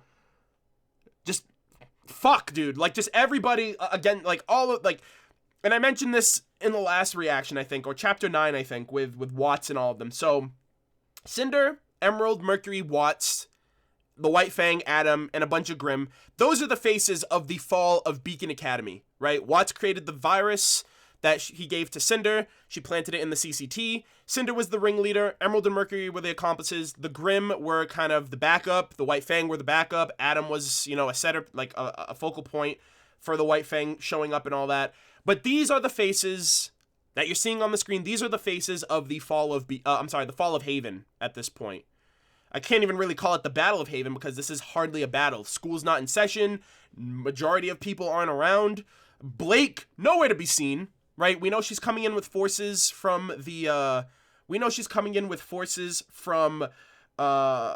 Menagerie. Jaune, we have hopes that his semblance will be a turning point for this uphill battle. And, the worst part too, and I completely forgot to mention this, Crow was stressing out so much. Don't panic. Stay calm. And he's basically taking after Ozpin, because he basically mentioned too in past episodes how Ozpin was always about, we can't cause panic. We gotta stay calm. Because at this point, Grimm are gonna start showing up now. And that's just gonna make matters a billion times worse, especially if we get new Grimm. If we start getting, obviously we're going to get, the run-of-the-mill Grimm, but I wouldn't be surprised if we get more Grimm at this point.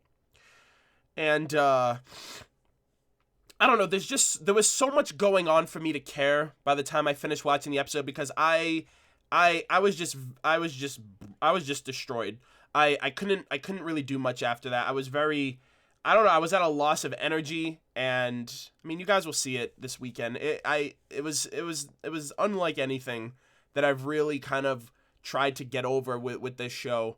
And the worst part too is we have 3 chapters left, and I say that as the worst part because I can't rest assured that things will be okay. I can't rest assured that chapter 12, 13, and especially the fucking finale, especially the penultimate episode, right? Because I feel like this is you know why? Because I feel like this is volume 3 all over again. And I said that in the reaction, and I said that after the fact that I watched it, and I'm saying it again right now. I don't know if that's, I mean, I'm not sitting here saying doom and gloom for forever and always, and everyone here is going to die, but when you stab Weiss, when you make it seem like Jaune's going to die from Cinder, and if it wasn't for RWBY, I think Jaune would have died too. I think she would have killed Jaune if it wasn't for RWBY, like, activating the Silver Eyes off of trauma like she did with Pyrrha, and kind of reflecting that moment, which that's another thing in of itself that stressed me out. So, I don't know. There's 3 chapters left. Yeah, there's 14 chapters for Volume 5. So we have Chapter 12, 13, and 14, if you're a first member. Well, actually, I think anybody has seen... Well, if you haven't seen it on YouTube, then first off, you shouldn't be here, because you're getting spoiled if you haven't seen the episode. But yeah, we have 3 chapters left. The volume should conclude on the 20th of January for first members, and the 27th on YouTube for everybody else, like for the general public. But yeah, like this is the face of the fall of Haven, right? Cinder and company, nothing new here. I don't know what their end goal is. Right? You're a part of humanity, so therefore you're on the chopping block just like everybody else. Even if Salem Grant asked you for like this power, I don't know why none of them have realized you're a means to an end. Why? And the big question too is, why is Salem where she is? I feel like that's maybe a prison for her, right? I do feel maybe like, what's the point of destroying this tower if the other one is already down? And there's a Grim Dragon there that's bringing in hordes of Grim that are preventing anyone from getting to the school to fix the tower. I can see this as being a contingency plan, like a plan to, like, okay, even if they fix the beacon tower, we can destroy this one and prolong, you know, the network being back up and people being relinked together. But I feel like I feel like the towers are like a safeguard. And this is my headcanon. I think Salem is trapped where she is, and I feel like the four towers, I feel like those are somehow keeping her there or maintaining her prison wherever she is. And her, you know, them going to each kingdom, destroying each one, because you don't have to destroy the tower to get the relic, so what's the point? You only have to destroy one to set the whole network off. So that's kind of my headcanon right now. Obviously, there's really no weight to it other than the fact that that's the only thing that would kind of make sense to me. Like that, she's trapped somewhere, and that's why she's sending people outward, because she can't leave where she is. And if she's the goddess, if she's this harbinger of Grim, master of all Grim, why the hell wouldn't you, like, I don't know. I personally right now, I feel like Salem is very underwhelming because I can't picture her in a fight. I just couldn't picture her in a fight. She wears like a long cape, and she seems like the type of person that would literally make other people do fighting for her. And if she were to be one-on-one with somebody, I don't know how she'd be able to fight. She doesn't look like a fighter. So, you got the White Fang here about to destroy the fucking tower with all of those bombs that we kind of saw from Volume 2. They're a little bit more, they're more plentiful in this regard. Hazel is here. Again, he's kind of the doorkeeper. Nobody in, nobody out. And again, he's just there. I feel like he's the chaperone. He's like, all right, the White Fang are doing their thing. I'm keeping guard at the door. No one's getting in. No one's getting out. Carry on about your business. I don't want to fight anybody. It's like, what are you doing here then? Like, why are you here? Why aren't, like, if you're willing to be a part of the problem, but you don't want to get your hands dirty, like, why are you here? Like, what are you doing? And I know it's because he has a history with Ozpin, and Salem has a history with Ozpin. I don't know if Cinder does. I don't know if Watts does. I don't know if anybody else obviously Leo does, but he's just a coward, so I can't really say, like, he has beef with Ozpin. That's why he betrayed him. He's trying to save himself. But, hold on. I'm going to come back on screen here. But yeah, I don't know. I just feel, so those are basically the faces of the fall of Haven at this point, and a lot more serious than Beacon for sure. Things are happening a lot faster than Beacon, right? Well, I guess volume-wise, things are happening a lot faster, but in a span of time, I feel like it's still taking them around the same time to destroy Haven as they did Beacon, because Beacon was in a school semester, and from the time Beacon Tower fell to where we are now, I wouldn't say it's the same amount of time, probably sooner, because they already have their rallying forces, they have their White Fang members, they have Leo, and, you know, basically they basically have a lot of extra support in that regard, which makes me wonder, how the fuck are they gonna take over how are they gonna attack Shade Academy and Atlas Academy, right? Does Salem have, you know, informants in those kingdoms as well? Because I feel like Leo was basically the get out of jail free card, right? He was like, he was the bypass. It was like, hey, Haven's already, and I said this in my Volume 4 reaction for the finale. The episode for the Volume 4 finale was No Safe Haven. I think that was, I guess, in of itself, like, foreshadowing. Like, Haven's not safe, because they have the headmaster who's on the council, who has all of this information, who can give you all of the information from Ozpin, and Haven is a free tower, right? It's a free kill, it's a free relic on their part. They don't have to worry about it. And it makes me wonder how difficult Vacuo is going to be. And I know for a fact that Atlas, the most powerful military power in the world, is probably going to be the one that's going to be targeted last. and they're already isolated. The world fucking hates them, so they're not going to really have all that much support. I don't see how Afanis can really be like, yeah, I'll help Atlas. They've treated my kind really, really well in the past. So I don't really see how things are going to work out for them. But I'm rambling again. So bar none, obviously, Fall of Haven, the people behind it look really shitty, and you guys are going to lose me again because we got to talk about this next. I'm going to take a sip of my drink really quick.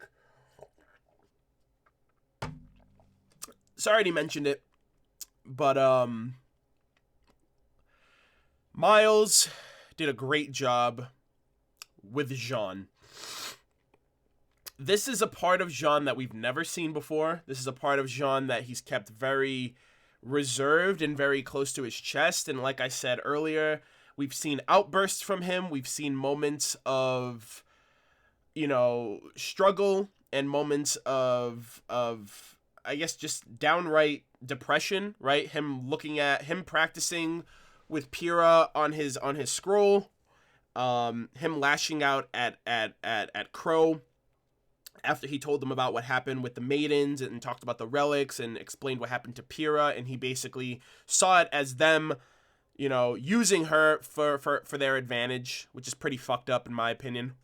And he's right to be angry, of course. And like I said, we've always wondered, why, I remember specifically in the episode where they revealed Ozpin was a part of Oscar to Team Ranger.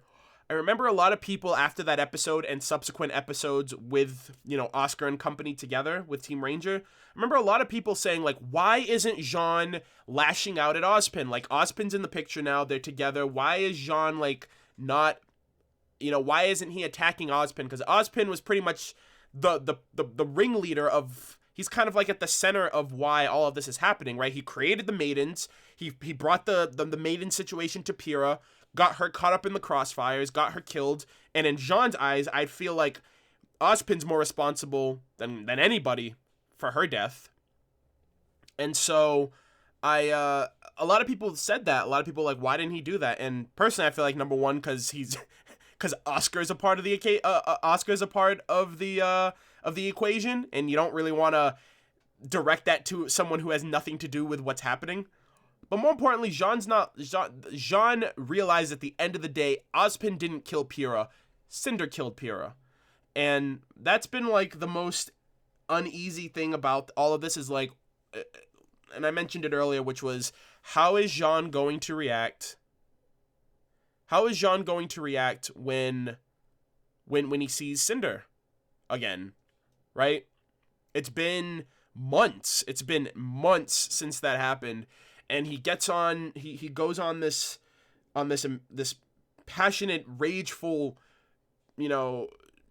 run about how Cinder is like this. And I feel like it's because Cinder and Jaune complete opposite ends of the spectrum, right? Jaune cannot comprehend how someone like Cinder exists, how someone like Cinder can do what she does with a smile on her face, act like nothing is wrong, kill innocent students, bring the world into damnation and turmoil and whatnot, and just how do you sleep at night at that? And I got so fucking pissed when she responded with, "Who are you again?" You can't get more arrogant, you can't get more condescending, and just straight up, she's just straight up bitch at this point. I got so angry. I got so angry when she said that. And at that point, that kind of set the stage for everything happening. Jaune against Cinder, and this goes into the matchups, and like I said, I'm going to kind of skim over the matchups for the most part, because a lot of the matchups that came to fruition, not a lot happened. A lot of the matchups that happened, it was just the ones that they really showcased was Jaune and Cinder, Weiss and Vernal, and Oscar against Leo. RWBY and Emerald were kind of a little skirmish going on. Crow and Raven, they had their little back and forth of oh, we're not family anymore, and I can't believe you do this. And I'm really surprised Raven did that too. At the end of the day, it's I don't really even know where Raven's loyalty lies, in the sense that, like, nothing matters to her but her tribe. Her brother doesn't matter, her ex doesn't matter, her daughter doesn't matter, humanity doesn't matter. Nothing matters but Vernal and the Bronwyn tribe. And it's just like what? Why? Like, why do you think that way? I don't know. It's a very warped way of looking at things, in my opinion. And so, like I said, gonna skim through these a little bit. I'm gonna read through the comments really quick, actually, because I've kind of been I've been going on a rant at that point, so I've been neglecting these a little bit. So let me catch up on these a little. What if Tyrion shows up out of nowhere? Fuck off, dude. If Tyrion shows up, I'm gonna be so mad, cause that's like, dude, I thought Volume 3 was unfair, right? And I completely forgot too, right? They also had Elysian paladins in the fight, in the Battle of Beacon, right? They had the virus, they had the Elysian forces, they had Cinder and company, they had the White Fang. Like, it felt so unfair. They had Torchwick and Neo, so you gotta, obviously, Neo was a big ploy in that too, with how she got Torchwick out of the the jail cell, and how they turned that attention and, destroyed the air forces that were there too. So I really don't, it's so unfair, dude. They stack up the odds so against everybody in this show, it's ridiculous. And it sucks too, because the intro even kind of foreshadows that, oh yeah, now it's our turn. Like, the intro is so hopeful. It's like, yeah, we weren't prepared in the past, but it's our turn to go on the offense. We have hope. Like, it was just a very hopeful song that things were going to start turning around for our heroes. And this episode is very opposite of what the intro is indicative of. If the intro is anything to go off of for the theme of this volume. It sucks. It really does. Like, let me get back to these comments before I rage. And I also apologize, by the way. I'm, like, sniffling, like I mentioned. I'm a little sick, so I hope you guys don't mind that. I also have orange juice right here, so I'm using that to kind of keep things in order for me. So, let's see. When I watched the chapter, I remembered you hoping the fight in the intro were not only from the intro. Well, like they're not. Holy crap. Yeah, it's, I hope we get a little bit more than what was previewed in this episode in terms of, anime. Like, everything's happening in the same room, so you can't get the same level of quality when it comes to, like, you can't have, like, a crazy animation fight for each individual fight that's out. You'd be there all fucking day. You know what I mean? So I really don't mind that. Crow and Raven's team attack name, MurderofBirds. Holy shit. I'm in the show, guys. Corporal Killjoy, how's it going, dude? Thanks for joining, man. Hey, Murder, you may have discussed this already, just tuning in, but do you think that white statue with the chains is significant? It's in almost every shot in this episode. Yeah, I basically mentioned it reminds me of the Greek Titan Atlas, like holding the world on his shoulders, because she's shackled in chains. I think he was also, I don't know if he was shackled in chains, but I know that, like, he held up the world on his shoulders in the mythos, and she's holding up the balcony that Leo is standing on. So I don't know if there's any symbolism there. I also mentioned that, Salem is referred to as a goddess, like, when Tyrion refers to,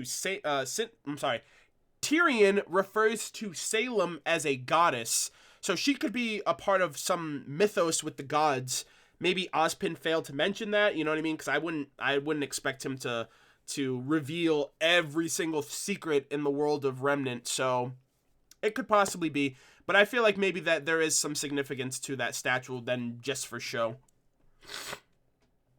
Let's see. Many people believe that Cinder has a grim arm because of the fact that the Vernal is seemingly unaffected by the Silver Eyes. Cinder received the Fall Man's powers through the Grim Beetle, and Crow said, that even a single look from a silver-eyed warrior can strike a Grim down. I believe that to an extent. I actually do believe that. I don't know if it's a Grim arm. It could be a Grim arm, actually. I'm more aligned to agree with that. But the reason I don't think it affected Vernal is because RWBY Vernal wasn't in Ruby's line of sight. Cinder was. She turned and looked at Cinder and Jaune, and even though like the light illuminated the entire room, I'm pretty sure it was meant to be like, okay, I'm looking in that direction. That's why it affected Salem. I'm sorry, that's why it affected Cinder and not Vernal. So I don't think it affects maidens. I just think it affects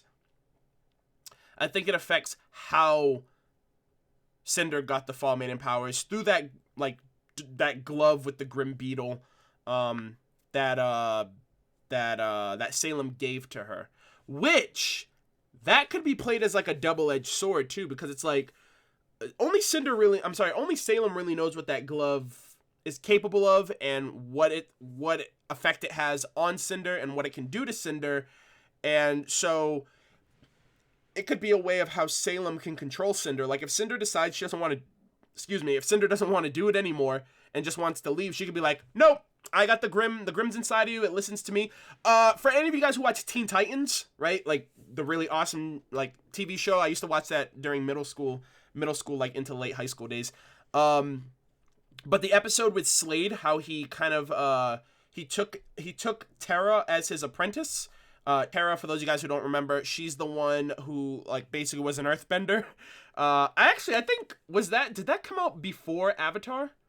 Because then that would make Terra like the first earthbender that I really even know. But he gave her this power suit that made her stronger, made her be able to control her powers. But what she didn't know was that it was kind of it fused with her like neurologic, like her nervous system. So it was like a power that was given to her, but at the end of the day, she became a slave to Slade until the very end. So that's what it reminded me of. I was like, that glove, yeah, it's giving you all this power and it's allowing you to become a maiden, you know, in the non-conventional sense. But at the same time, Salem now has control over you, especially if you're Grim influence. If you are infused with any type of Grim whatever, you know, she treated you back to health. And I can easily see her like controlling that Grim from within her to kind of keep her in check or to control her in the very end. If Cinder tries to betray or double cross Salem in the very end. So she's got contingency plans already. It's just Cinder is too blinded by power and kind of arrogance to realize that.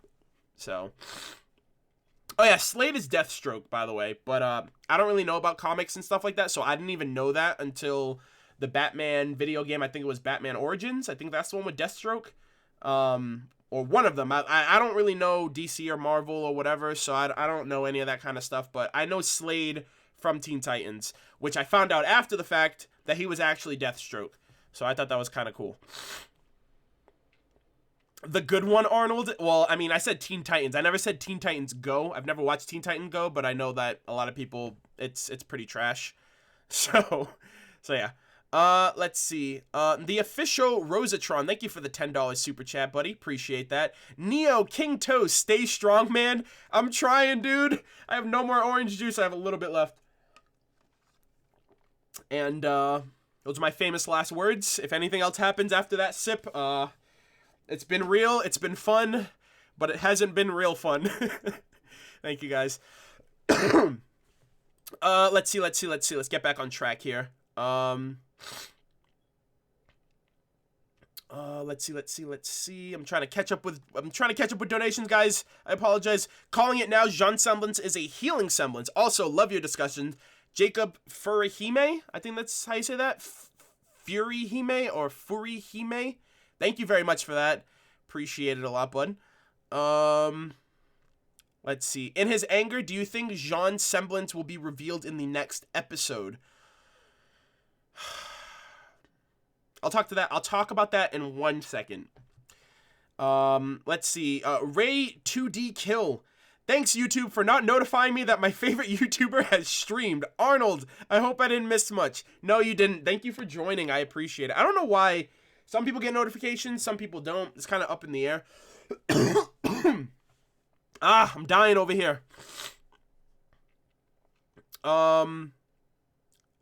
Let's see. When will the next YouTube episode be uploaded to YouTube? I'm sorry, when will the next RWBY episode be uploaded to YouTube? This Saturday. Chapter 11 will be out this Saturday on YouTube. The reason why it wasn't out last weekend was because it was Christmas break, so nobody got a new episode last weekend. Arnold's still on the air? Yeah, pretty much. You already know. I'm always around. All right, I think we can get back on track here. Any donations that I don't read right now, guys, I promise I will get through all of them by the very end of the stream. So I do appreciate it. There's just a lot going on right now. We have about 1,500 people maintained in the stream at once. And this is kind of overwhelming for me right now because I've never had to deal with this many people at once. So I do appreciate it. All of you guys, thank you so much. Like I said, I promise I will get to all of your donations and all of your comments in due time. So yeah, getting back to it. Oh, let's talk about Cinder's weapon. I keep going on tangents. I apologize. Let's talk about Cinder's weapon. So she has abandoned the bow and arrow from previous volumes and is now, I guess, infused her maiden powers with the ability to create glass, so to speak. So I'm going to say this right now. I don't think Cinder has a semblance. The RWBY has never confirmed that Cinder's semblance is in fact what we see it to be. I don't know if they do that purposely. I don't know if they're just very vague about it, or if it's in front of you, so there's really no point explaining it. I don't think Cinder has a semblance. I think any powers that we've seen of her has been an aspect of the Fall Maiden's powers, or the fact that she knows how to weave dust into her clothing, or maybe Salem is influenced and maybe gave her powers, right? And the big reason I say this, and I was going to do a theory on this months ago, but I'm not really good at theory, so that's the reason why I haven't done it. But Cinder's based on Cinderella. Salem kind of guides Cinder, kind of like Cinderella's fairy godmother. So I kind of see Salem as Cinder's fairy godmother to the RWBY series. And Cinder uses glass to fight. And the parallel that I make there is, well, Cinderella got her glass slippers from her fairy godmother. So the parallel to that is, I think Salem somehow gave Cinder the ability to be able to use glass. And that's the parallel to her Cinderella inspiration. I don't know. It's just something that I've always thought of since Volume 3. I don't really think that Cinder has like a ring on one of her fingers too that drew a lot of attention to itself in Volume 3, Chapter 7, the flashback episode. Like when she like flicks her hand, the camera like zooms in on her hand. I don't know if it's just to show that she's doing something or if it's to emphasize the ring. And then like all the soot and embers in the air like form together to create the glass shards that she used to attack Amber. I don't think she has a semblance. And what we're seeing here is I think she's infusing that glass-like technique with her Fall Maiden powers to create weapons on the fly. So she does it with the fire. She does it with the sword. She does it with the spear. And I think that's kind of cool. And I'm just remembering this now. A friend of mine said the reason why she doesn't use her bow and arrow anymore is because she doesn't have depth perception because one of her eyes is missing. So if she were to shoot an arrow with her bow, like her bow and arrow weapon, she wouldn't be able to do jack shit with it. Granted, her bow and arrow was also like, they were kind of like dual blades. So she could have still used those like that, but I don't know why she preferred not to. But yeah, I kind of think that the fact that she uses weapons like these, I think it fits her new style, her new design a lot better than a bow and arrow. Yeah, because like I feel like the other times that we've seen her use her bow and arrow, one time was when she was in her kind of like covert op stealth outfit in Volume 2, and then the other time she was wearing like that dress in the flashback. And I think those are the only two moments that we've ever seen her use it. So I feel like it was a very particular weapon that she used in particular instances, right? Like she used it to fucking kill Pyrrha. That went right over my head. That's how much I kind of want to repress that that memory. But yeah, so in very rare instances does she use those weapons. So Cinder has a Daedric sword. Yeah, pretty much. I think it's sand, heat, and sand makes glass. But there's no sand around. So it's like, I find it very odd like how she's able to just create weapons nothing really. I don't know. It's kind of up in the air right now. Arnold dropping the F-bombs. Hey, what up, Kim? Welcome to the stream. Crazy shit going down right now, talking about Chapter 11. How's it going? Hope you had a happy new year. Merry Christmas. Happy holidays. Happy time off of work.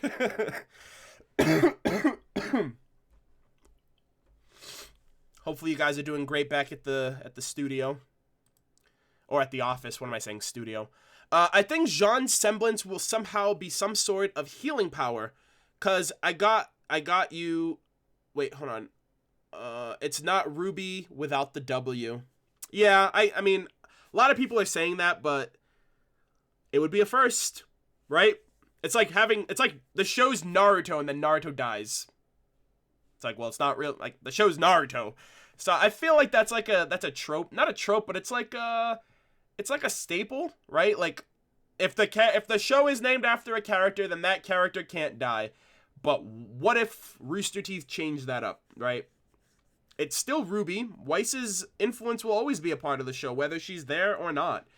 And I don't think something like the title of the show is a means of restriction for telling a story, right? I don't think, I feel like any of these characters could, like, just because their acronyms is in the title, I don't think that should be a means of like, okay. But see, like, that's the thing. Like, that's an anime convention. That's like a convention to anime. Like I mentioned, it's like if the character's name is in the title, they can't die. But Rooster Teeth would probably be the first company to break that convention and be like, yeah, Weiss. The W stands for white. The W also stands for Weiss, and we killed her off. You know what I mean? Like, that'll just change how so many people view that trope when it comes to shows like that. That's why I really do feel like anything can happen. Anything can happen. I don't really look at it with that lens, so to speak. So, let's see. Oh no! Ah, shit! I forgot to put an image. in the for the discussion today. Shit! I forgot. It was a really funny one. It was a Yu-Gi-Oh reference to Leo's weapon. It was like a dual disc, and then Joel, man, fucking Joel. Kim, I think you saw his tweet that he posted the other day, where it was like, believe in the lion heart of the cards, and I was literally facepalmed so hard when I saw that. I was like, Joel, you are the fucking man, but fuck off, man. I can't believe he did that. That was so clever. I thought that was so awesome.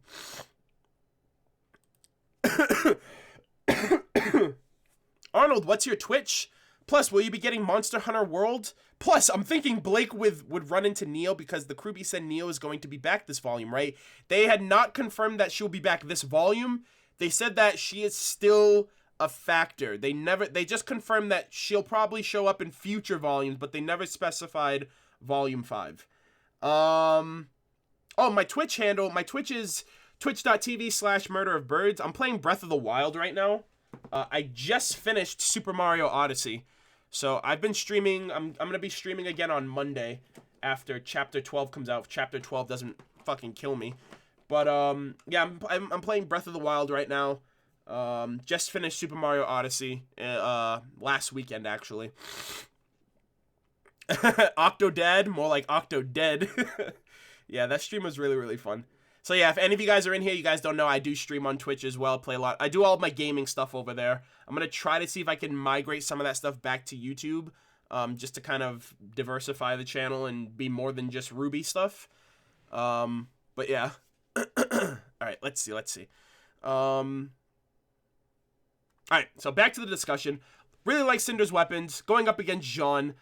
This right here, this confrontation, didn't really go anywhere this chapter. Like I said, I kind of built it up more in my head just because I didn't realize that it was going to be a clusterfuck of different skirmishes happening at once.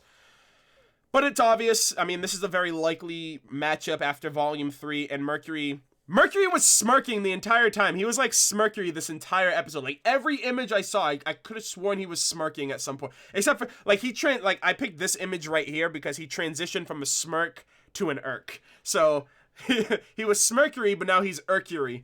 But yeah, like he basically comes at Yang. He's like, "Oh, you gotta apologize for my leg," which he's being a cheeky fuck, but he's basically kind of just referencing Volume 3 and like how, hey, my leg, you fucked it up, but in reality, we played you like a fool and made people think that you were a bad person and forwarded our plans and made you look like an idiot.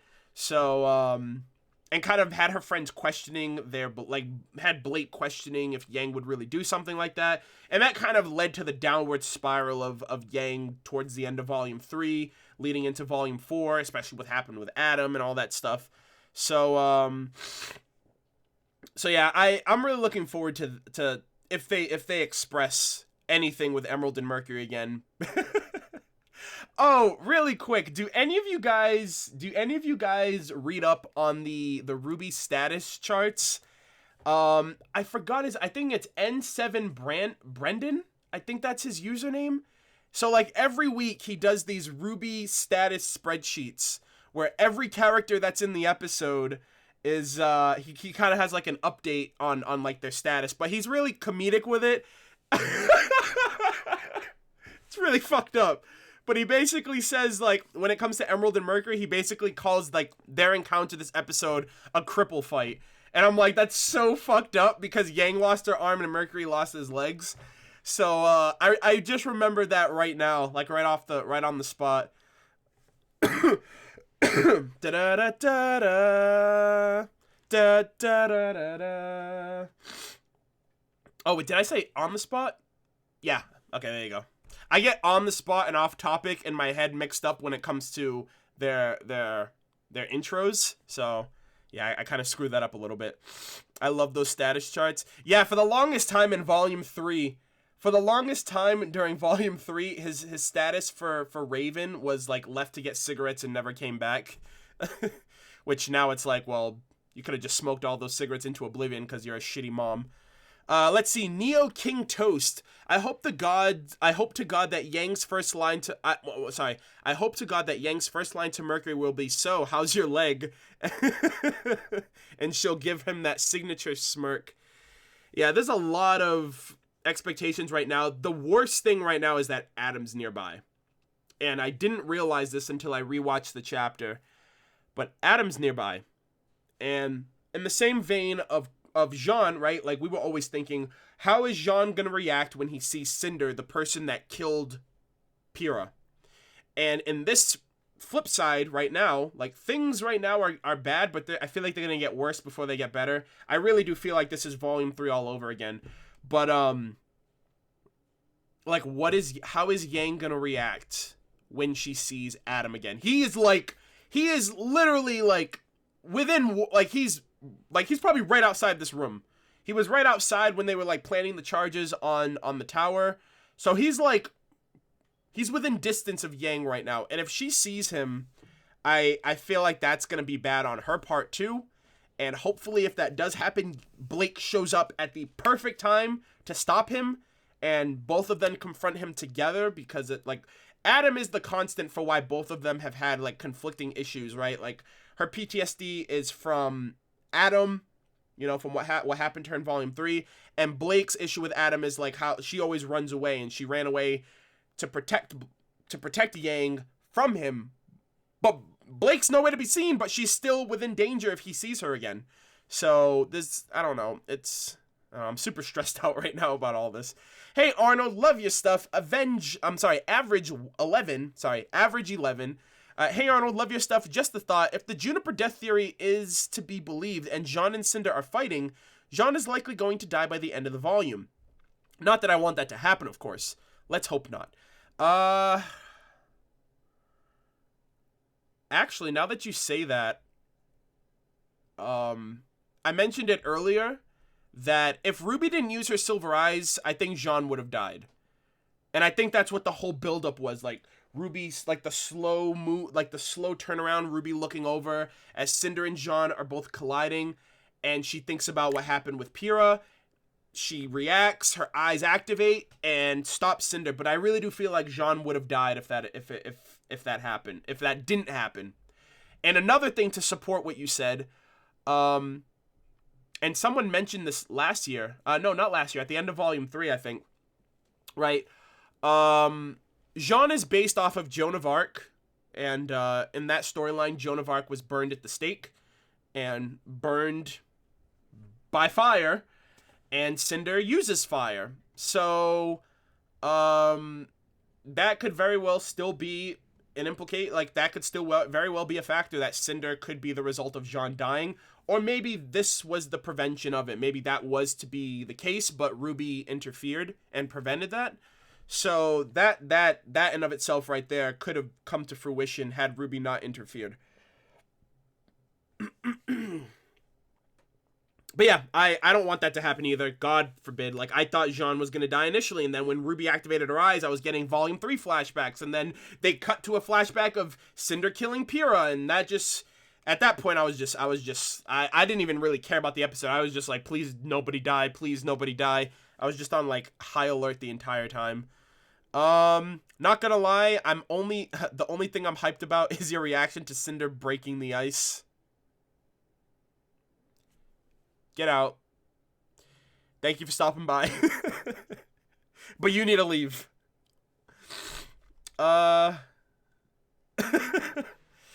No, you don't want to see my reaction to that. Nobody does.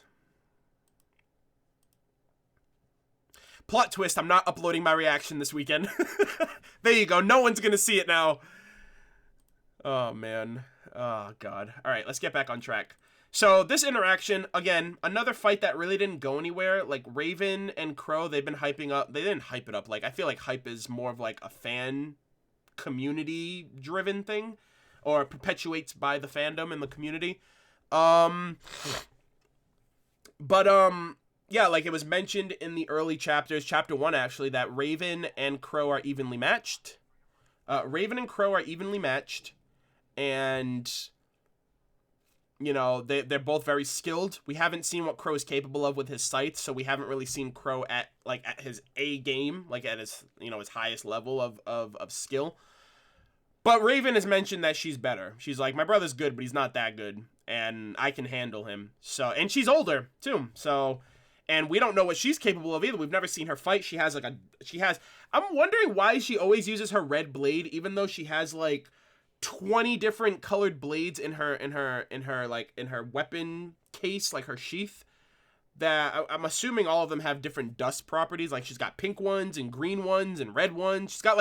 She's got every color of the rainbow, basically. So I'm wondering if she's going to switch it up already. Like, she kind of uses the same one. So I'm more curious to see. I mean, granted, it fits her aesthetic. It fits her color design. It'd be really weird to see her moving around and, attacking around with, like, a lime green blade. So, a little confusing. Why wouldn't Cinder just kill RWBY when she was walking towards Weiss? Wait, what? Why wouldn't Cinder just kill RWBY when she was walking towards Weiss? Wait, what? Well, first off, plot is going to prevent that from happening. The whole point is, like, she's not just instantly trying to kill. She's trying to savor her victory. She's not just going to kill RWBY and get instant gratification. She wants to kind of, like, torment the kid and probably send her back to Salem undead. So, I don't know. It's still up in the air. It's still up in the air at this point. Just food for thought, but what if Emerald makes a hallucination of Penny while fighting RWBY, or of Pyrrha while fighting Jaune to help Cinder? That'd be pretty savage. That'd be pretty fucked up. But I don't think, at least for Penny, I don't think Emerald realizes the significance of the relationship that RWBY and Penny had. Like, Penny and RWBY were, like, really good friends. Like, I think Penny was RWBY's best friend, and I think Penny was I think RWBY was Penny's best friend. So, but I don't think Emerald would really understand that connection or be like, oh wow, RWBY was really upset about that. Must be a really good friend of hers. So I couldn't picture the whole Penny thing, but the Jaune and Pyrrha thing, to an extent, I don't really think that would happen, though. That's too savage, in my opinion. So this fight really didn't go anywhere. Hopefully we see more of it in the future. This fight was very, like, I think was the one that was emphasized the most because of what happened at the end. Actually, is it in this right here? Okay, so no. I'm going to briefly mention it now, and I'm going to touch base on the fight as a whole with Weiss and Vernal in a bit. But this was obviously the fight that had one of the primary focuses was Weiss and Vernal. Like I mentioned, also Jaune and Cinder. Jesus, Jaune and Cinder, and Leo and Oscar. So sliding back over here, and then this one was foreshadowed in the opening. Didn't think we'd be getting it this soon. But again, super odd. Like Hazel is a very enigmatic character for me personally because I don't, like, no one knows what the hell this guy's thinking. And I feel like I'm reiterating because it's a point of mention. Like I really want to know more about this guy. He obviously has a history with Ozpin. He has a history with Oz. He's very diplomatic, right? He didn't want SiennaCon to die. He didn't want to fight anybody here. He helped Oscar out in a random predicament when he really didn't need to. He's on the enemy side, but I don't consider him an enemy.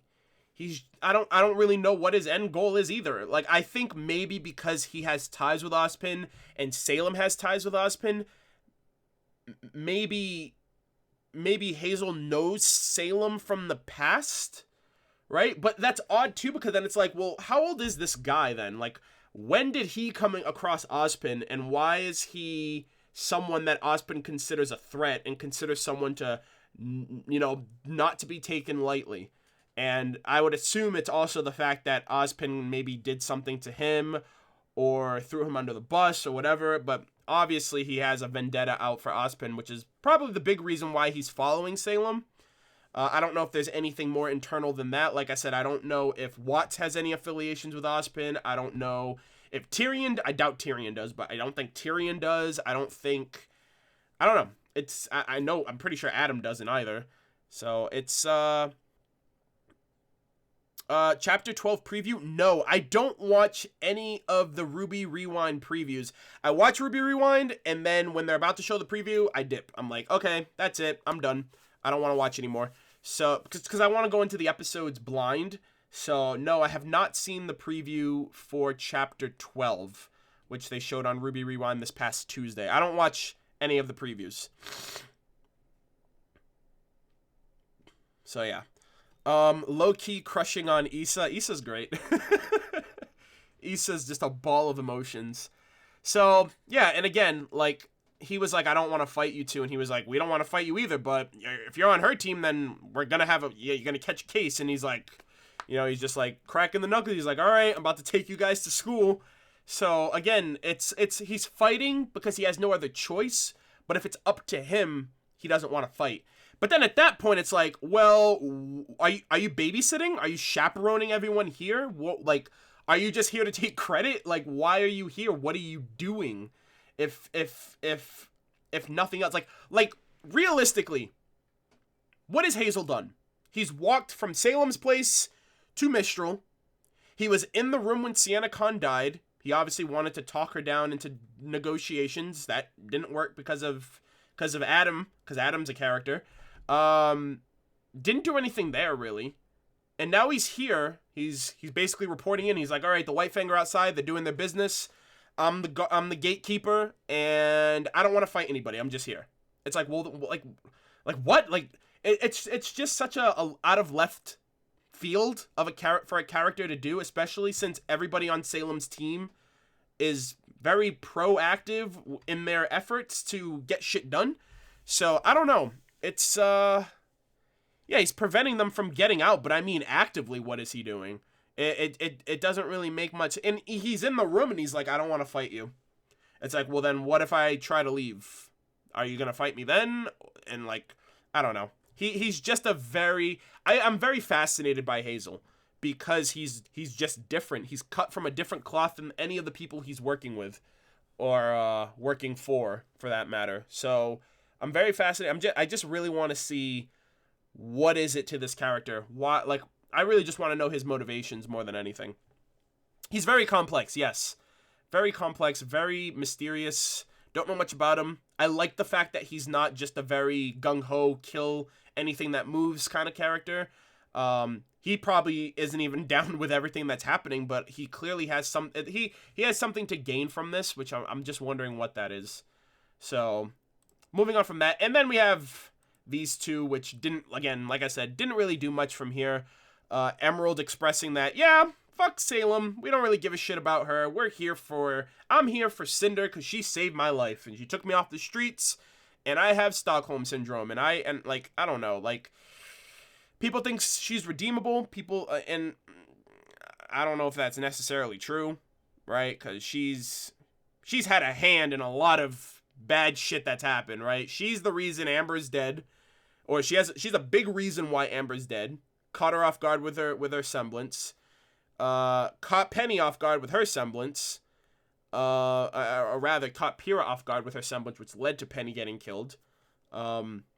Sticks by Cinder through thick and thin, even though she had some remorse with the fall of Beacon, and it's just like, she's cool with Mercury's eating that shit up, but I don't know. I don't really think she's necessarily has anything to be redeemed for. Like, she's already kind of gotten her hands dirty, right? And she understands that, and it's just like, well, and I mentioned it earlier, and I think the turning point, if Emerald ever gets to that, is gonna be when Cinder looks at Emerald and is like, you're no longer an asset. I don't need you anymore. You were just a pawn. You were a tool that I needed, but I have all the power that I need, so I don't need you or anybody else. And that's going to be when Emerald's going to be like, shit, I should have realized sooner. And that's going to come back and bite Cinder in the ass too, because I feel like it's just going to be a recurring cycle. Like, Cinder's going to throw her lackeys to the side, and then Salem's going to throw Cinder to the side. And I don't know. I hope there's no one above Salem, because then it's going to turn into some Naruto shit. Like, oh, you thought it was Pain that was in charge? It was really Nagato. And then it's like, you thought it was Nagato. It was really Madara. And you thought it was Madara, but it was really Kaguya. It's like, that shit kind of just gets ridiculous. And then Black Zetsu's in there somewhere too. And it's that whole, like, pyramid system. Like, it just gets out of hand. And then you don't know how to you don't know how to balance anything at that point. Like, Kishimoto, like, literally said, I don't know how to kill Madara because I made him too strong. So let me just cheapen his death by doing something completely dumb and just destroying any type of, what's it called? I don't know. He just damaged the integrity of Madara as a whole at that point. Yeah, Dragon Ball is another thing, too. Like, don't even get me started. Yeah, RPGs. Dude, JRPGs are, like, the biggest offender of that. It's like, you think this is the final boss, and then it's, like, a greater deal. Like, Tales of Vesperia is, like, the Tales of series is, like, a big offender of that, too. But yeah, so nothing really happened in that regard either. This was what I was very happy about.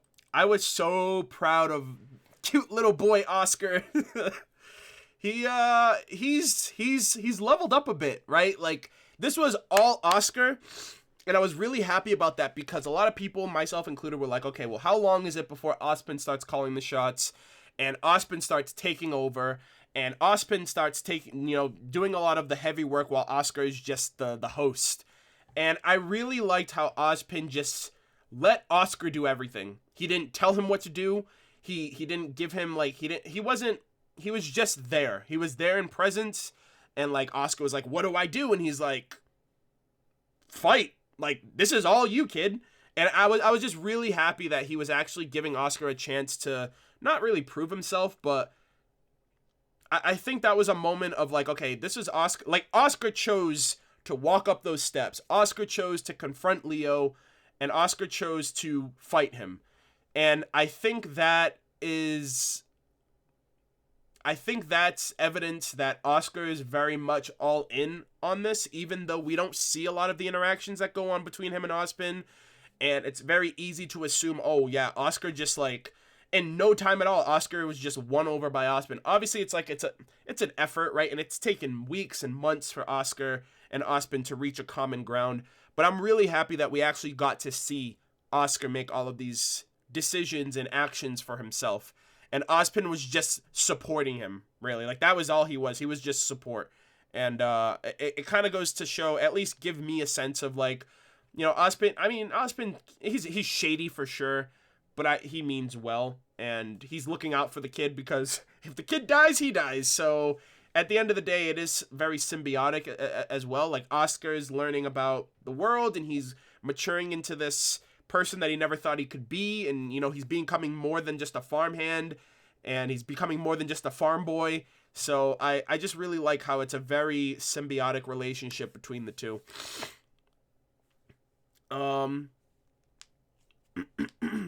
Let's see. Dark magic attack. Yeah, so you guys are gonna lose me for a little bit right here. I'm gonna pull up a few more screenshots. So the first thing I want to say, top right corner, spoiler alert if you didn't realize, but Leo Lionheart is a lion faunus. And I mentioned this, I didn't mention that he was a faunus, but I mentioned when Leo was first introduced, I was like, he looks like a lion, his name is Leo, why didn't they make him a lion faunus? It would have just made so much sense. It would have made sense, right? It's like, he's the cowardly lion from The Wizard of Oz. Well, that's his inspiration, is the cowardly lion from The Wizard of Oz, and it translates really well into the show itself. Like, he follows a lot of those mannerisms. Hopefully he gains that courage that the cowardly lion eventually got in the Wizard of Oz lore, be it, you know, him realizing his mistakes at the very end, or trying to, you know, make up for that at the cost of his life or whatever. But I was really shocked. I was so shocked that he was a faunus, because it's like, okay, he's a faunus, but the implication, like, him being a faunus just makes things so much worse for his sake, right? Because he's allowing his own kind, the White Fang, who are faunus in of themselves, to destroy his kingdom, his school. And he's a faunus, and he's letting that happen, right? And I don't know, it sucks. It just sucks really bad in his case, because, like, I don't know. And we found out that he allowed Salem, and I knew something was up with that. I knew it. Like, I mentioned in the episode where Crow is looking for all the huntsmen, and he couldn't find any of them. And he's like, well, I can't find anyone. Like, where is everyone? And I was like, are they being targeted? Does Watts have something to, like, it felt too out of the norm that professional huntsmen who do this shit every day, you know, this is a part of their life. Sure, some might bite the dust here and there, but all of them, I was very suspicious, and I was like, are they being targeted? And it turned out that, and I didn't put two and two together, and it wasn't until Crow mentioned it, he's like, you sit on the council, you have that information, and you gave it to Salem, and you let her kill all of the forces that could have stood against her. And literally Crow's friends too, right? Like Shira Wan, he even mentioned, he's like, yeah, it's an old buddy, we go way back. And, you know, it seemed like it was a friend of Crow's that died, got killed, got targeted and killed off. And I really don't know about Leo. Like, Leo, he might not have caused this damage, but he's the cause of too much damage. Lives lost, you know, like, all this for what? And then he says some stupid shit like, oh, all I gotta do is turn you into Salem and I'll be free. It's like, what? Like, what makes you think that that's gonna make you free? You're still under, like, it's still Salem's word. It's still Salem has the last say if you're free or not, until you're needed again, or until you're no longer useful. It's the same thing with Raven, right? She's like, no, they'll never leave us alone. We have to get this relic. That's the only chance we have. And I don't know. He's just too blinded by he's just blind by fear, right? And it sucks. And he was like a protector. He's a headmaster. That's the worst position to be in on top of that. And his weapon looks pretty cool. It's like it's a buckler, which is kind of like it's not really a defensive weapon, right? Like, he's a cowardly lion, but these weapons are used more for like evasions, like attacking, but not like like for defending, but also for being able to get away. So it's not like a giant shield, but it's something small that can provide some level of protection. Basically, it's the perfect weapon for a coward. I think that's the best way to put it. And it's also a ranged weapon, so if anyone gets too close, he's got a shield to protect him, and then he can like combine different dust elements to create, you know, I think, what did he do? Fire and air? I don't know how that created like a rock on fire, like a magma ball or something, but that's what it created. And you know, RWBY's all about different types of weapons, and you know, I don't know how practical this is, but it's a weapon from range, so it's obvious he doesn't want to be up close and personal with anyone that he's fighting. Again, I wouldn't think, I couldn't. It was weird too, because he even mentioned in the first chapter, he's like, I'm not the fighter I used to be. It's like, well, with a weapon like that, like, how good of a fighter were you really? Like, it's not a melee weapon, it's not a gun, it's literally a weapon that you kind of cower with, and if things get, like, you can shoot from a distance, and if anyone gets too close, you can defend and run away to kind of bridge the gap for attacks. So I don't know. I wasn't really all that impressed. I was just, it reminded me of the dual disc, and that's kind of the joke that's going around right now. Believe in the lion heart of the cards, and he basically has like, it like kind of like, I think it like, I don't know how it opened up, but it basically just opens up and then he like spins it around, and it just reminds you of dual disc because it's like on his arm and everything. So yeah, very interesting. How close is the Blake side of this story? She is behind by a month and 3 episodes, and in chapter 10, it was behind by 5 days. Different events are happening at different points in time. So, the last time we saw Blake, it was 2 weeks before. So, these are current events. So, 2 weeks could have already passed in Blake's perspective to where she's probably on the outskirts of Haven right now, for all we know. Like, running uphill with all of her, you know, with all of the support that she got from Menagerie. So at the end of the day, like, time is spliced differently from different perspectives. And I guess that at the end of the day, that's just how we have to deal with it at this point, at least for right now. Can we just talk about, wait, let's see, Jacob, can we just talk about how well they did the whole encounter between Oscar and, yes, we're getting into that right now. So, I really wanted to bring this moment up. Give me 1 second. Hold on, I gotta back up a little bit. Nope. Okay. So we got this one. I really liked this scene. I'm gonna show off the little animation sequence here. It's about 9 seconds long. I spliced it a little bit. I was just so excited. I was so happy. Like, this is all Oscar, right? And Ospin mentioned too, he was like, you know, he'll inherit my muscle memory in time as we train over this next month, you know, and, you know, I can slightly take over from time to time and help him out. But this is all Oscar. This is all Oscar, and I love it. I absolutely loved it. It turned out really, really well. And I really, like, he's just laying into Leo, and it just shows how much of a coward Leo is. Like, Leo, I think Leo thinks that that's Ozpin, because he realizes that that's the person that Ozpin reincarnated with. But I was just so proud of Oscar. I'm like, dude, this is all you, my boy. And he's like, look at him. He's just like wrecking him. It's so fucking good. Beat him, eviscerate him. He got lion tamed. Oh God, here we go. Farm boy evolved into strong boy. Wow. Kim, I don't know if you're still in here, but if you are, do you know who animated this? I'd really like to know who animated this scene. It was really, really good. I really liked it. He's just slapping him around with the cane, my dude.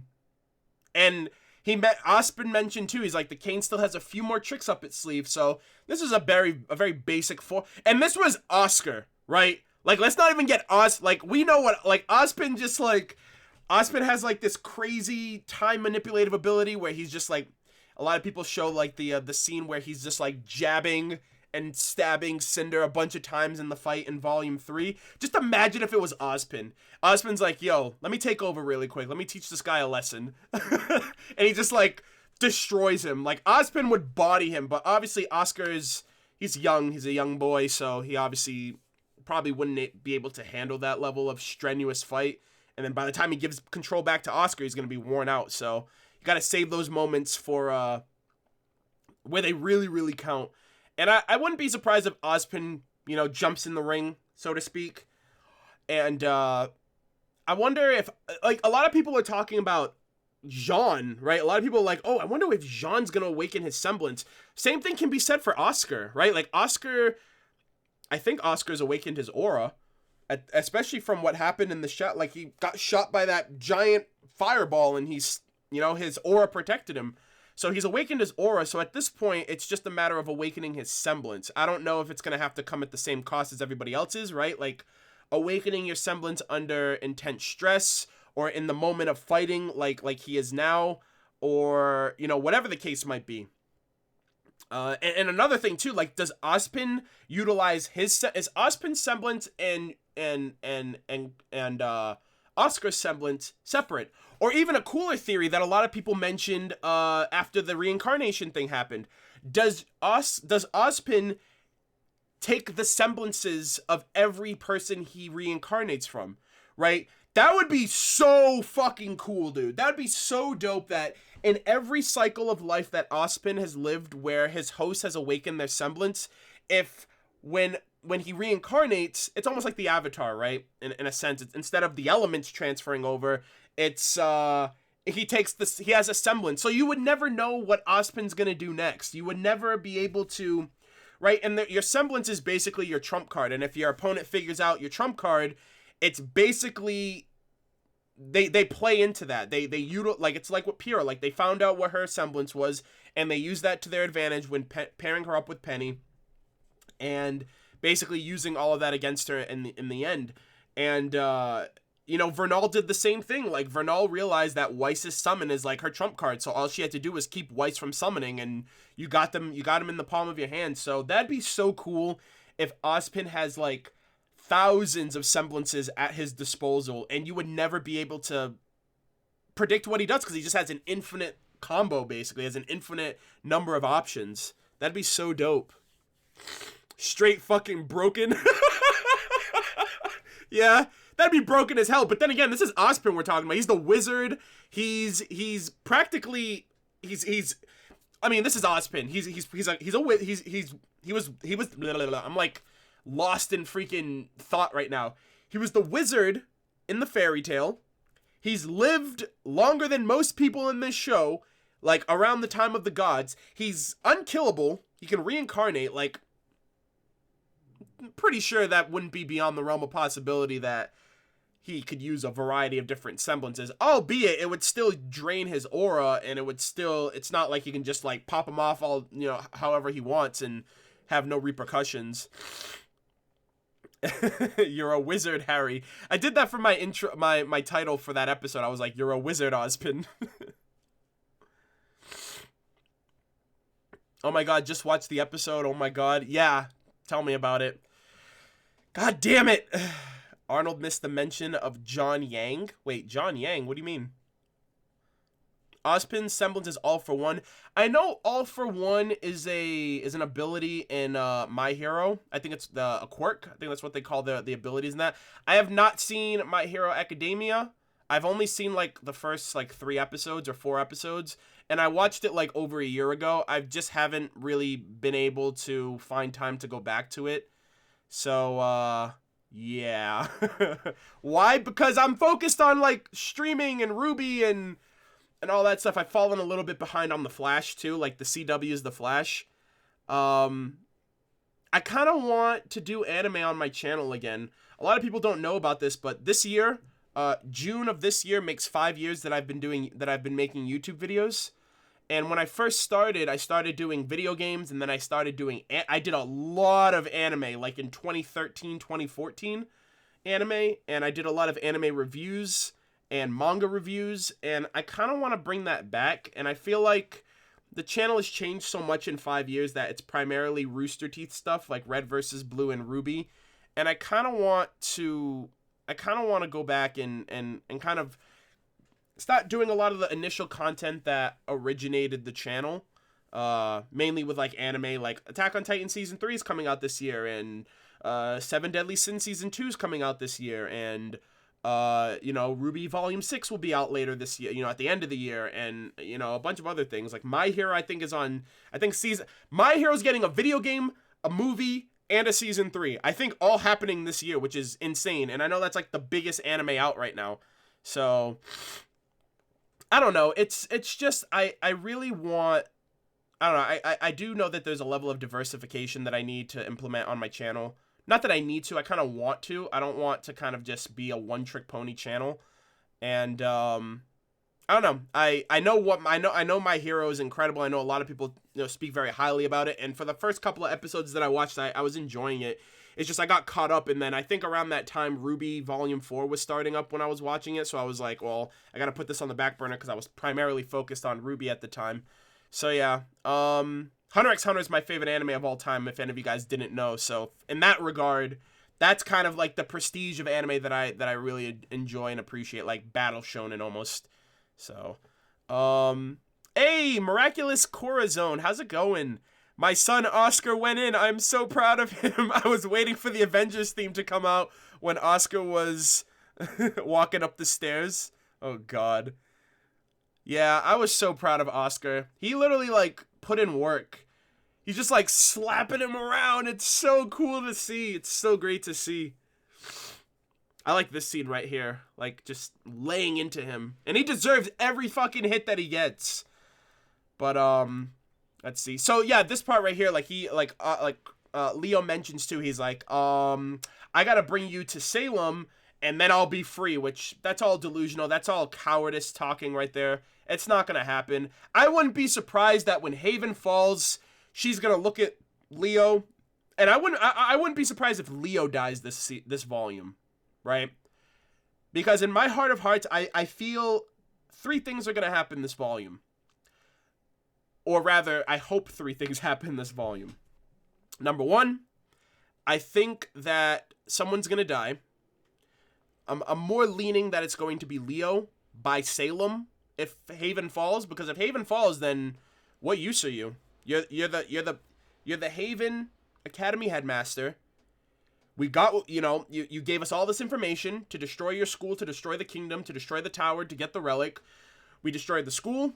We got the relic. We're moving on to the next school. Why do we need you? I wouldn't be surprised if she killed off, if a character dies, and I wouldn't be surprised if it's Leo. Second, I really think that Jaune will awaken his semblance. Jaune or Oscar will awaken their semblance by the end of the volume. 3 chapters left, a lot can happen. And, I do think Haven Academy is gonna fall. I think the tower is gonna fall. I think the relic is gonna be taken. I don't know who's gonna get it. It's up in the air. If Cinder and company can grab it, if Raven and Vernal manage to get their hands on it, if something happens where it's just, maybe it's not even there even, you know what I mean? So a lot can happen. So those are kind of my initial thoughts on the matter right now. Let's see. Arnold, this was animated by a new animator. He worked on Chapter 10 Fight with me. Oh, John, okay. Everyone in the chat was spamming John Yang, and I was like, wait, Yang from the show? Or are you guys talking about Tai Yang? Alright, holy shit, dude, he's on a roll. Tell him I said good job. I fucking love this animation sequence. It was really good. Alrighty, let's move on. Let's see, what else is next? So yeah, let's talk about this scene. This was very telling of Weiss and very out of character, I'd say. Ever since Weiss has learned to summon, she basically, that's all she does. Weiss has never been super dependent, like she's so dependent on her summon for everything, right? She used her summon initially at her house, right? And then she used it in the fight with the Lancer Grim and the Queen Lancer. She used it to bust out of her prison with the camp. She's using it, she's attempting to use it again now. And I feel like every instance she gets, she's busting out her trump card right out the gate. She's almost doing like what Yang did, right? Like Yang, like every chance she got during the tournament, she would use her semblance to win every fight that she was in. And it's like she's using it as like the end all be all. Like Weiss, like you have dust, you have your glyphs, you have your time dilation, you have so, and you can summon small things. You can summon like the Borbatusk or like any other Grim that you've killed in the past, but she wants to summon her head honcho. And Vernal, someone who has seen your trump card, right? She saw you use it in the bandit camp and realizes that this is your ace in the hole, and she's not. Every chance Weiss tried to summon. Like every time she like got distance between her and Vernal, she would try to summon. And she does it again. Hold on, let me see. She does it again right here, like putting her blade in the ground, and it's like that's all she's trying to do. And I'm just like it felt very out of character, I think I would say. It felt very out of character that Weiss is kind of becoming this one-trick pony. And she's like, oh, I have this one thing that I can do. And it's like, I get her sister, her like Winter, she was like, you know, your semblance is like a muscle. The more you use it, the stronger it will become. But it's like, you don't use that one thing over and over and over and over and over again until, you know, you can be read like a book. So, the Ice Queen melted. Yeah, and then this is where, like, they set it up for her because she lost her aura. Because all she's trying to do is summon. And on top of that, it's not like a summon is just like an instantaneous thing. Like, this shit takes, like, you gotta put the sword in the ground, the glyphs gotta form, and in this regard, like, her summon, like, crawled out of the ground this time versus, like, just shooting out, like, just coming out with sword in hand and just ready to go. Like, so it's not like, it's a process. It takes time, and you're going up against someone like Vernal who has ranged weapons, and it's just not fit for the situation, and that's all she was doing, and it was kind of annoying me a little. It wasn't, like I said, initial reaction, too shocked to care. Went back and watched it, and I was like, why is Weiss, like, why are they making it like this? Like, why are they making it out like Weiss is like, she's got nothing up her sleeve? Like, Weiss has the most versatile semblance in the entire show. She can do like 20 different things with her semblance. Everybody else, RWBY can only do speed. Yang can only get angry. Blake, she can kind of do like Kage Bushi no Jutsu, like she can like create shadow clones of herself and stuff like that and she can like interact with them to an extent, but that's really it. Like Weiss can do like 1,000,001 things with her semblance, and like she used her black and white glyphs, but that's all she really did. She didn't do time dilation, she didn't buff anybody else around her to help them out, and I understand she's in a fight, you know, she's in a fight of her own. You know, she didn't use any of like the dust special abilities and stuff like that we've seen in previous fights, or even in the white trailer. Like, she doesn't really do any of that stuff. So I'm always kind of caught off guard, and I'm like Weiss, you're so much more than just your summon. Like, she's got a new power up, and that's all she wants to use now. And that in of itself is the weakness. Like, that's her weakness. Her biggest weakness is her trump card. But yeah, it's unfortunate at this point, because they really did set her up to get wrecked, and kind of sucks overall for her. But like I said, that was something that caught me up. That was something that just got a little bit under my skin, because it's like Weiss is so much more than a summon. You know what I mean? She has so much more to offer in terms of her flexibility and her as a character. And then these two right here. Jaune was very unstable. And Cinder just used that to her advantage, like, every step of the way. She saw that as an opportunity, like, this kid's unstable. I'm going to push him. I'm going to prod him. I'm going to push him over the edge. I'm going to make him... She basically kind of forced his hand, right? Like, he was like, stop messing with me, and he was, like, crying. He's, like, he's stressed out. He's distressed and everything. I wouldn't assume Jaune is making the most critical of decisions, being the team leader, being the strategist and everything. And she kind of used that to her advantage. And I stand by this, right? If RWBY didn't use her silver eyes, she would have killed him. Like, she would have killed Jaune. Like, I don't know what she did with her sword, but she kind of like broke it down. She kind of broke it down to where it was just straight up fire. Beforehand, it had like metal and, you know, plating and stuff like that, but she kind of broke it down to just straight up fire. And I could have easily seen her kind of just slicing it right through his sword, like melting right through his sword and just through his armor and right through his body. If they're trying to go that deep, or that, no pun intended, if they're trying to go that graphic or that deep with, like, actually having her kill a character off. The soul of Cinder. Oh, dude, I appreciate you so much, Josh W., a fellow Dark Souls fan. Love it. First shot, what happened to the moon? Yeah, I'd like to know that too. You're right up there with me. Let's see. Neo King Toast. I have an OC whose shotguns transform into a gigantic hook blade. With his semblance was regeneration. However, his main conflict was that he was a version of Jekyll and Hyde. Oh, that's interesting. That's a shitty semblance. It's like, you're never calling the shots because someone else can always take over and call the shots for you. I like this reveal of Leo. It shows that he's a Faunus. It shows that Faunus can become headmasters. In the end, if Gira lives and Leo bites the dust, Gira can always take his place. Dude, that's pretty savage of you. I mean, I'm up for it. But I kind of did say Leo, if anyone's going to die, I can definitely picture Leo dying by Salem after Haven falls, because at that point, like, what use are you, right? I mean, if he has information on the other headmasters, right? If he has information on Haven and Vacuo, then I can understand him still being important to Salem because he has information that they need. But I mean, because he even had information on Beacon and the Vital Festival, and he kind of set up the transcripts for them to be like, oh, we're from Haven Academy, and they're able to say that because he's the headmaster there, and you know, it plays into their whole plans and everything. So John Yang animated it. Yeah. Shout out to John Yang for that scene, dude. Hey, Maya Weeks. Welcome to the stream. Gira versus Hazel. Who do you think would win? God, I don't know. I couldn't tell you. We really already know what I mean, we don't know if Gira has a semblance, but we literally don't know what Gira can do. So, unless... I'm sorry, we don't know what Hazel can do.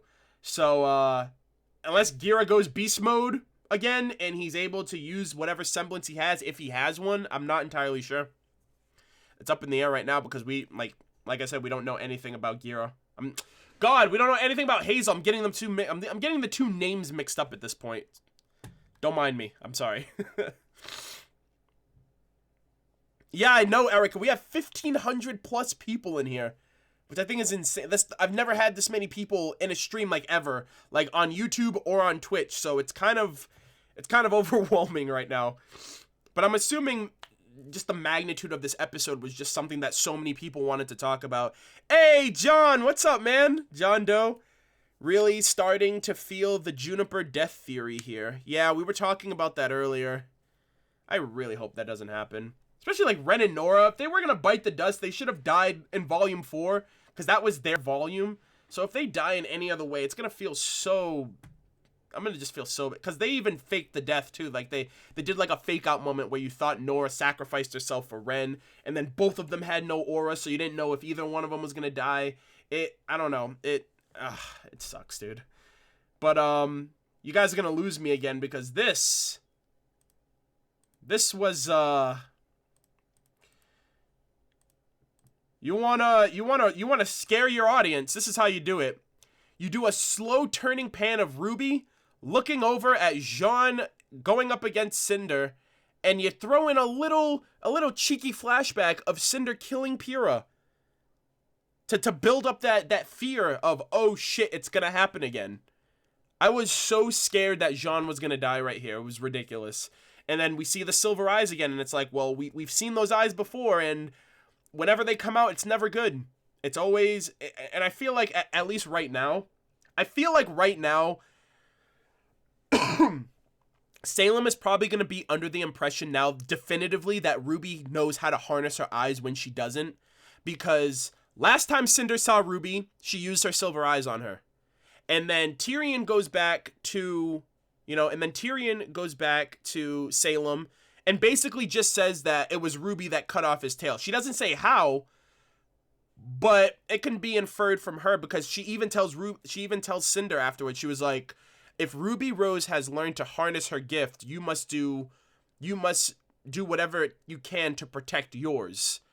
So it's very, they're kind of giving a little, they're not giving much really, but it with the information that Salem has, I wouldn't be surprised. And then when they go back to report to Sam, it's like, yeah, I got attacked by the Silver Eyes again. So Salem is probably going to be like, okay, well, RWBY definitely knows how to harness this power now, because it's 2 times over that she's used it now, and she's also given Tyrion some problems.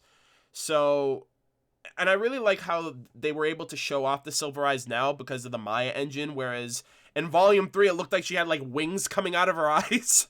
So it was kind of weird in a way. Obviously, I know what the angle, I obviously know what they were trying to do in that regard, but it's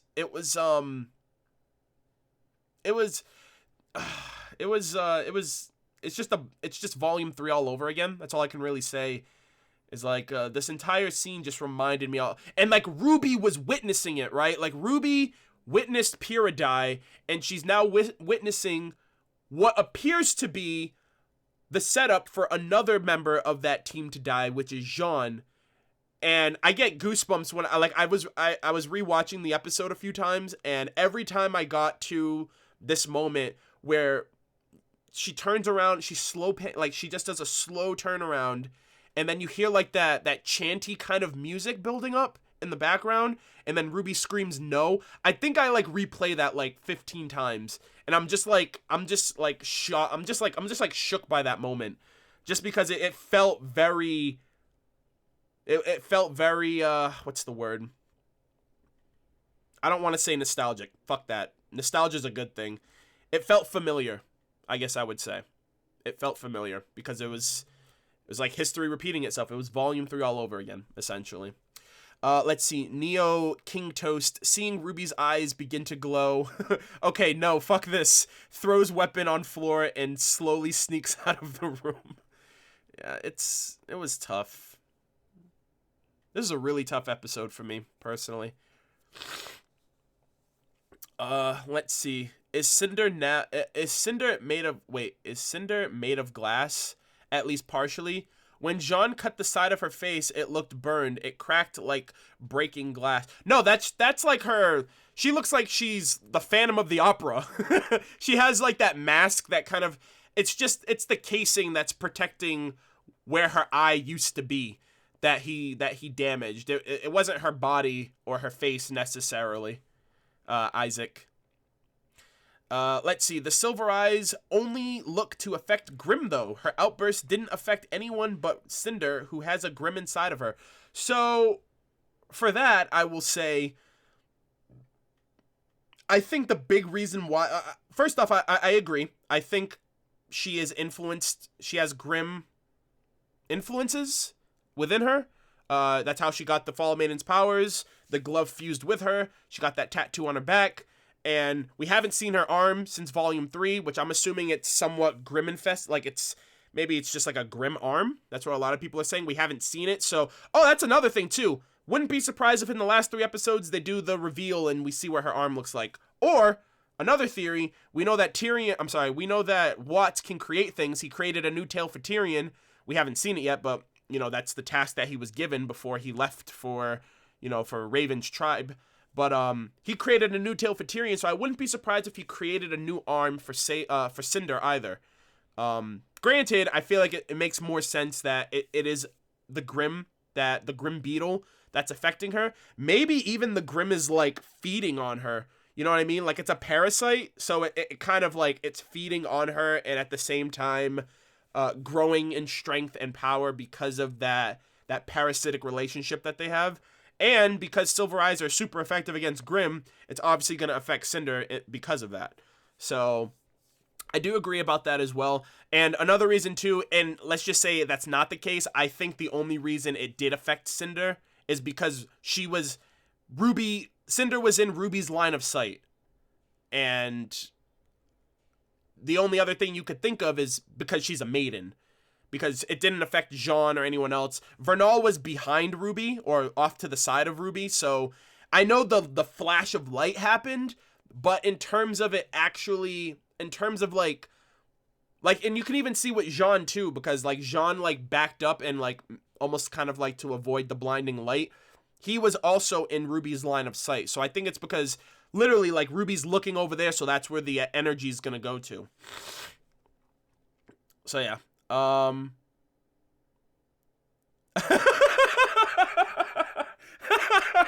Corporal Killjoy, how it feels to chew 5 gum, pans over to RWBY's silver eyes. That's rich. That's really good. Kim, did you do this scene? Oh, God. Glad to see I can still torture people with Pyrrha's death.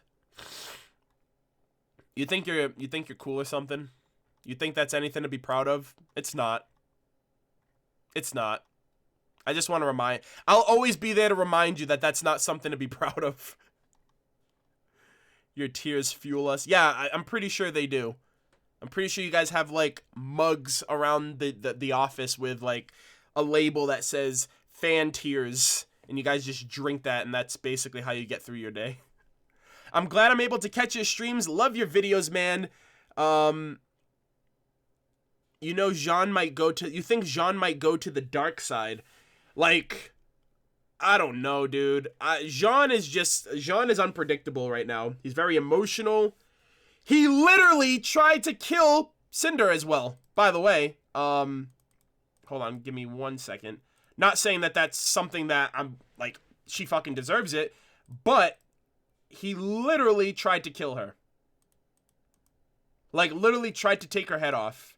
Or rather, just stab her through the face.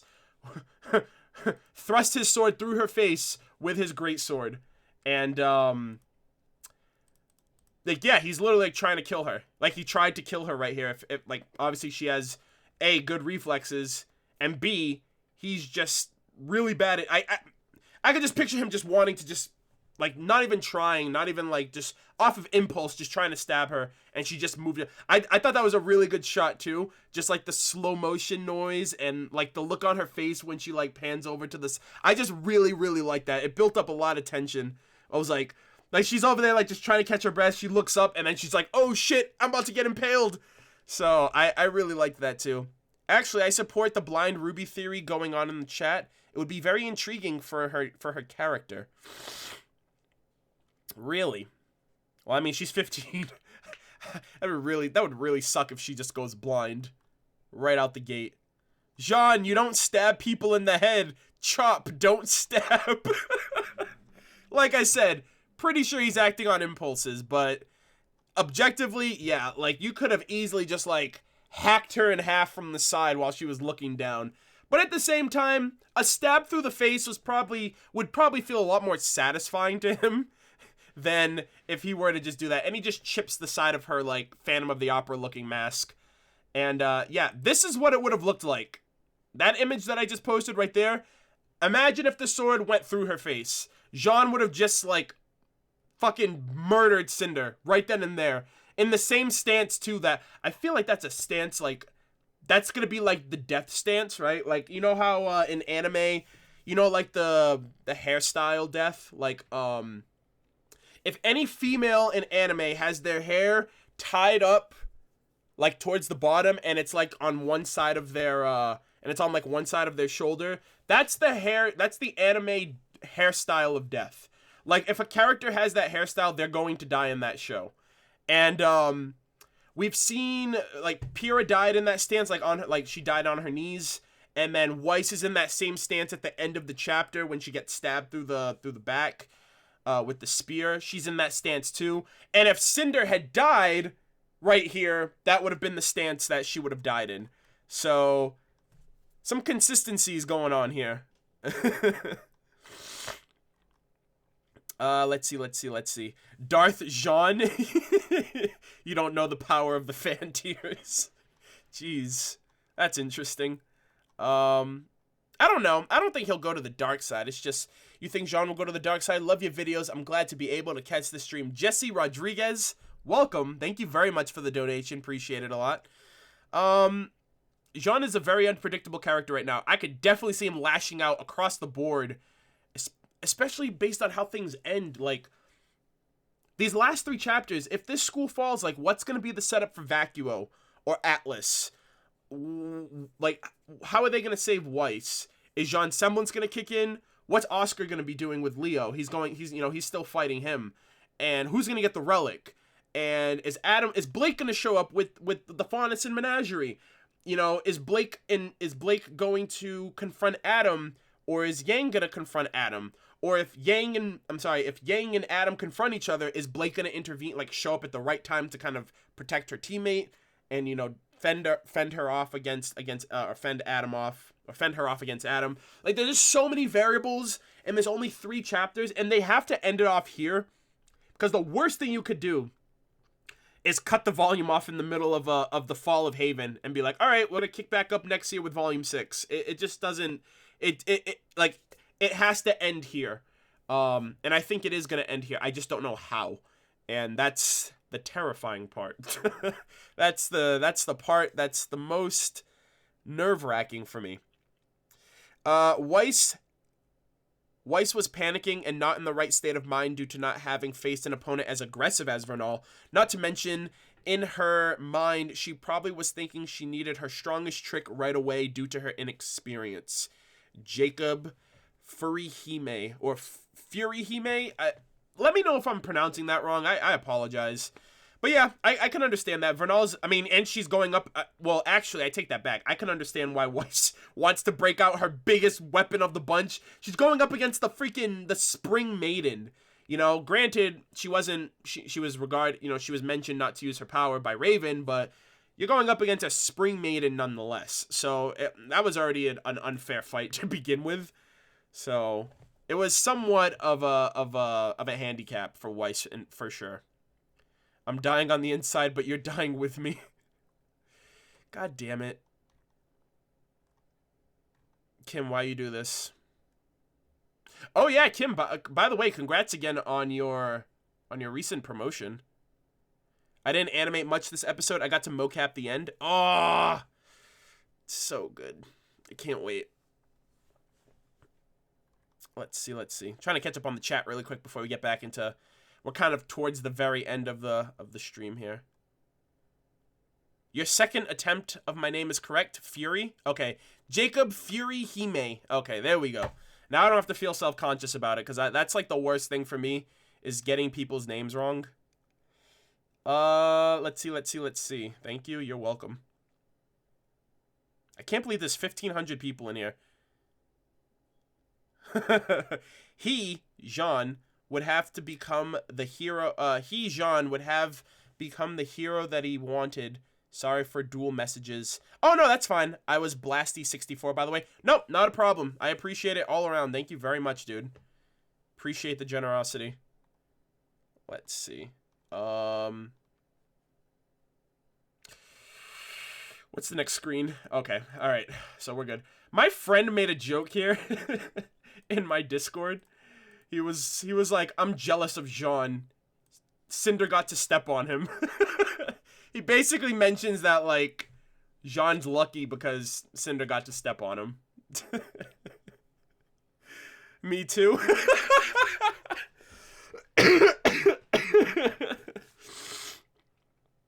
Yeah.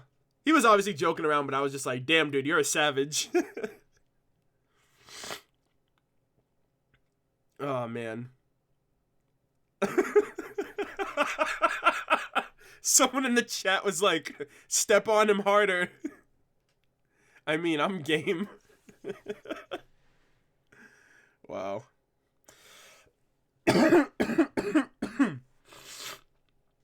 Excuse me, guys. I'm slowly dying right now. We're getting to the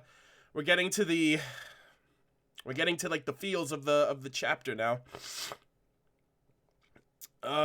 Man. Wouldn't Emerald and Mercury and Cinder be ready for Ruby Silver Eyes because Emerald knocked her out when she used them? Am I right? I don't know if they were anticipating it. It could have been a plan, but it just seemed to be like Ruby turned around mid-fight, and it's like, hello, I'm still here. So she just took an attack and dished it out, and it worked. But I do feel like if she hadn't done that, Jaune would have died, so it kind of worked out. Okay, I'm gonna mention this in a second, too, when we get to the Weiss part. Yeah, and Jaune mentions, too, Jaune, I watched the RWBY Rewind, right? And Chad basically said, he was like, Jaune, he's like, I think I know what Jaune's semblance is. It's getting his teammates killed. And I'm just like, bro, you are savage as fuck. Jaune kind of basically told Cinder his weakness. Jaune doesn't have a semblance, so you can't really exploit that. But what you exploit even more than that is like what Jaune cares about, and that's other people. That's his friends, that's his family, his teammates. And when you broadcast and tell somebody, I don't care if you kill me.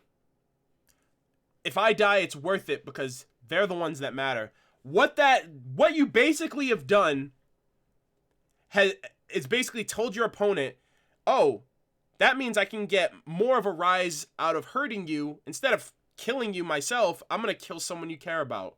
And that's going to have a much longer suffering and lasting effect. It sucks, dude. It just sucks all around. And I don't know if this was true or not. I looked in the chapter.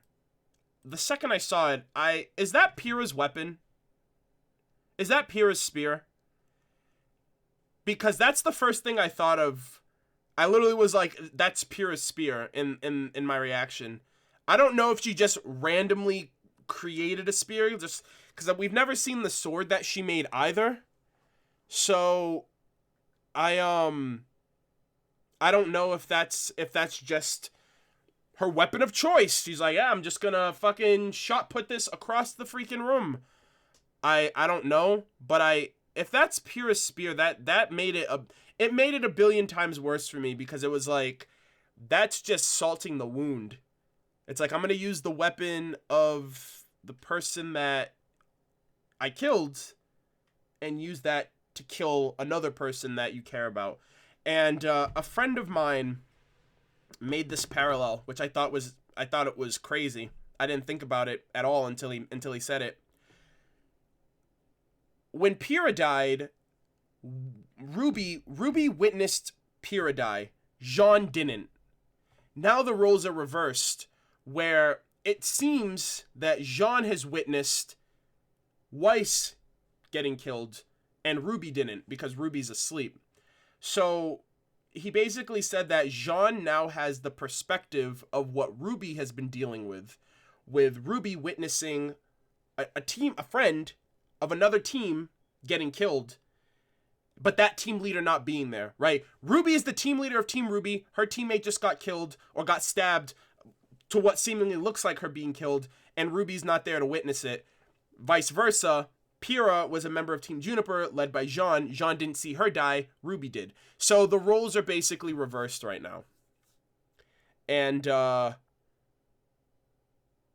it sucks, dude. And I mentioned this too. I said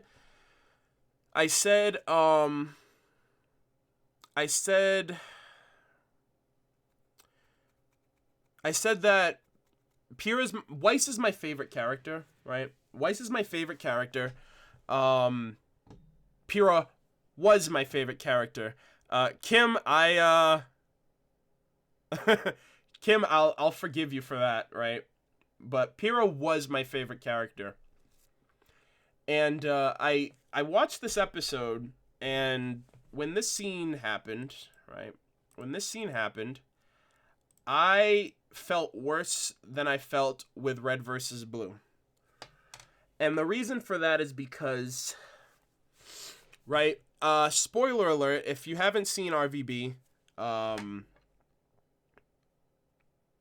spoiler alert if you haven't seen Red versus Blue, because you're gonna get spoiled on something right now.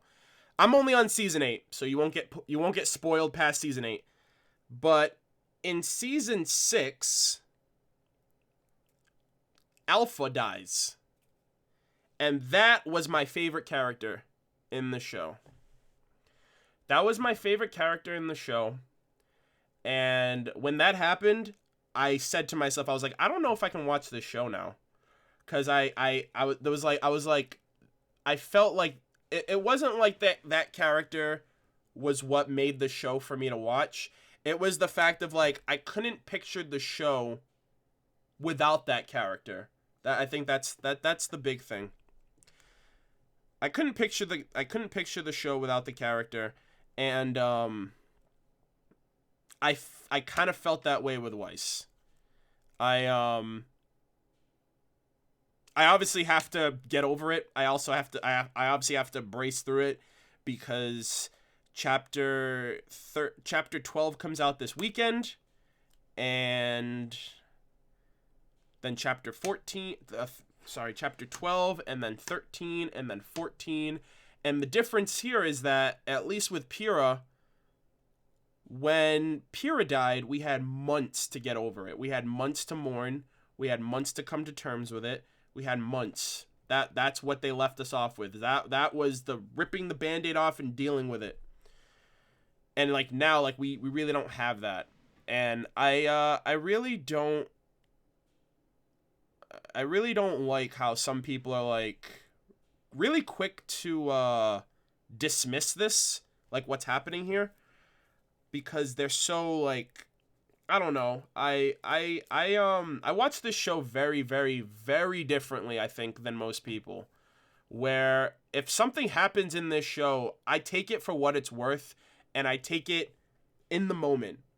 I'm not looking at what's gonna happen next week. I'm not looking at it as, oh, she'll be fine. She can't die. She's the main character. She's a main character. Her name is in the title. Like, no, I'm looking at it as, in the current state of things, Weiss has been severely injured to where it looks like she's gonna die, and that's how I'm taking it. I'm not looking at this as, I'm not gonna take it seriously because anime trope A, B, and C. And I feel like a lot of people are trying to, I don't know if they're using that as like their mechanism for coping with this, or if that's just how they personally feel about it.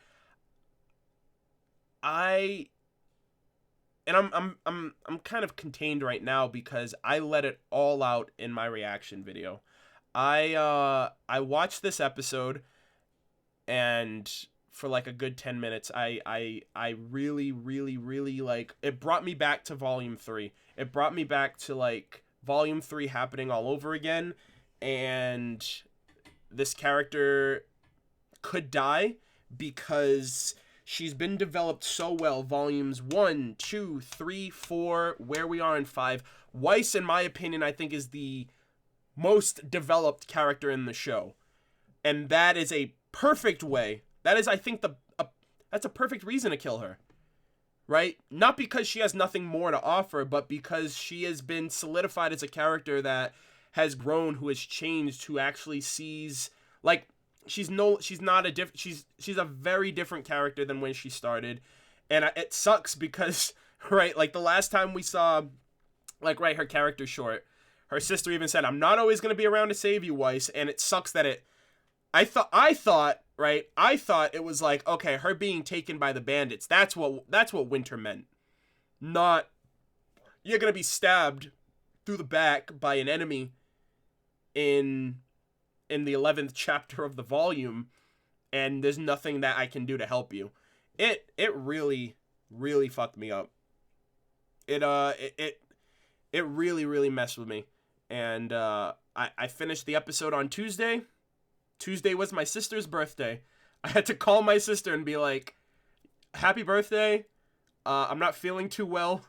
And by not feeling too well, it was because I literally had just watched the episode, choked up, had to like clear myself up, call my sister, wish her a happy birthday, tell my nieces I said hi, and like she's in Boston anyway, so it's not like I could have visited her, but like, and then I finished the episode, and usually I do a Discord discussion with my patrons and people in my Discord, and I was like, yeah, can we not discuss this episode this week, because I'm not ready I can't talk about it.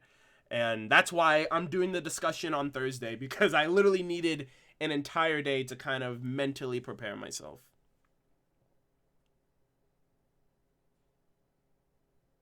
Yeah, I think that's what it is. I think it's like a level of desensitization for a lot of people. Like, people would look at this and be like, she'll be fine. We'll see her next week. And for me, it's like, I've never really had that level of desensitization for a lot of shows. Even if it's a trope, even if it's something that I've seen a billion times, a million times over, it's never something that I take for granted, because like anime means a lot to me. Like I grew up on it. I mean, I'm not like super in depth, and I'm not super like, it's not super relevant to me right now because I'm doing like I'm streaming and I play a lot of video games, and I'm focused solely on RWBY.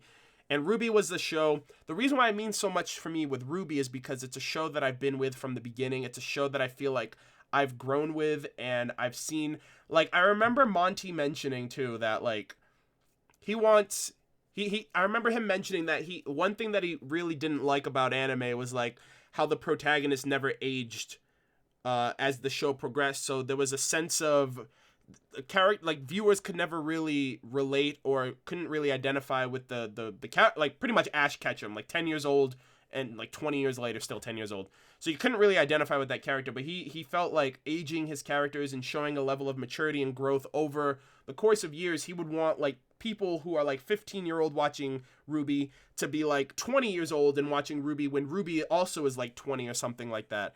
And yeah, I'll take down the picture. I'm sorry. Yeah, I mean, at the end of the day, that's the chapter in of itself. I'm kind of just like going on a feels trip right now. But I remember him mentioning that he wants characters that grow with their audience. And I was 23 when this show came out. I was an adult by then. But I'd never at that point I was very much I was just out of high school.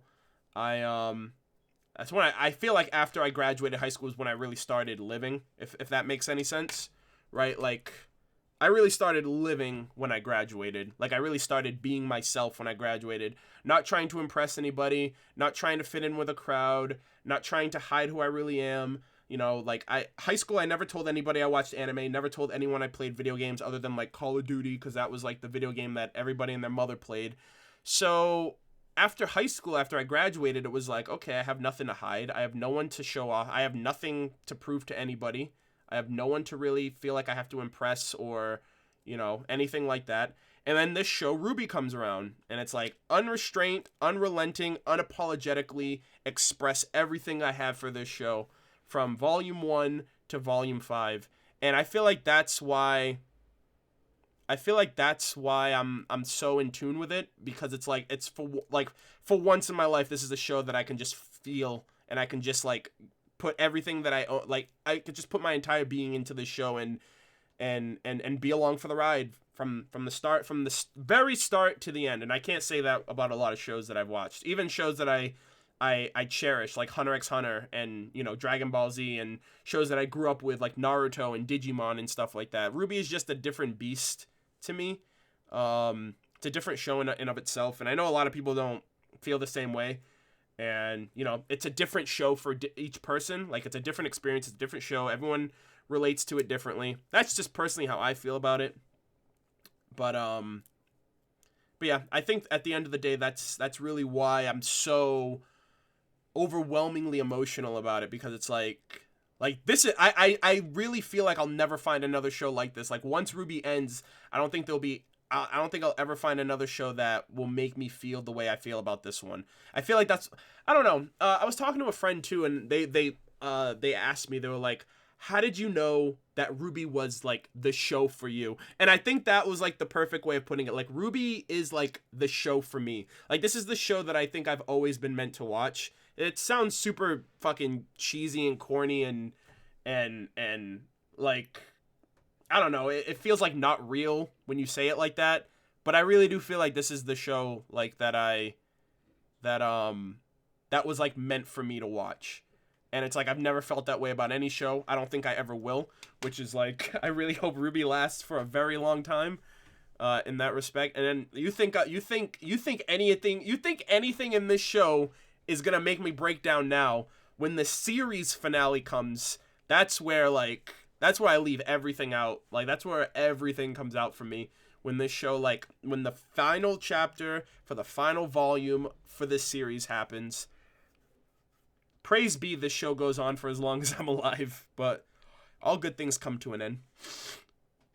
But long story short, that is the discussion. I'm going to spend a few minutes reading through the donations that I haven't been able to cover this chapter. This discussion, just because there was a consistent 1,500 people in the chat from start to finish. For those of you who are heading out for the night, thank you guys so much for joining. My reaction will be up this weekend for Chapter 11. Chapter 12 will be out this Saturday as well for first members.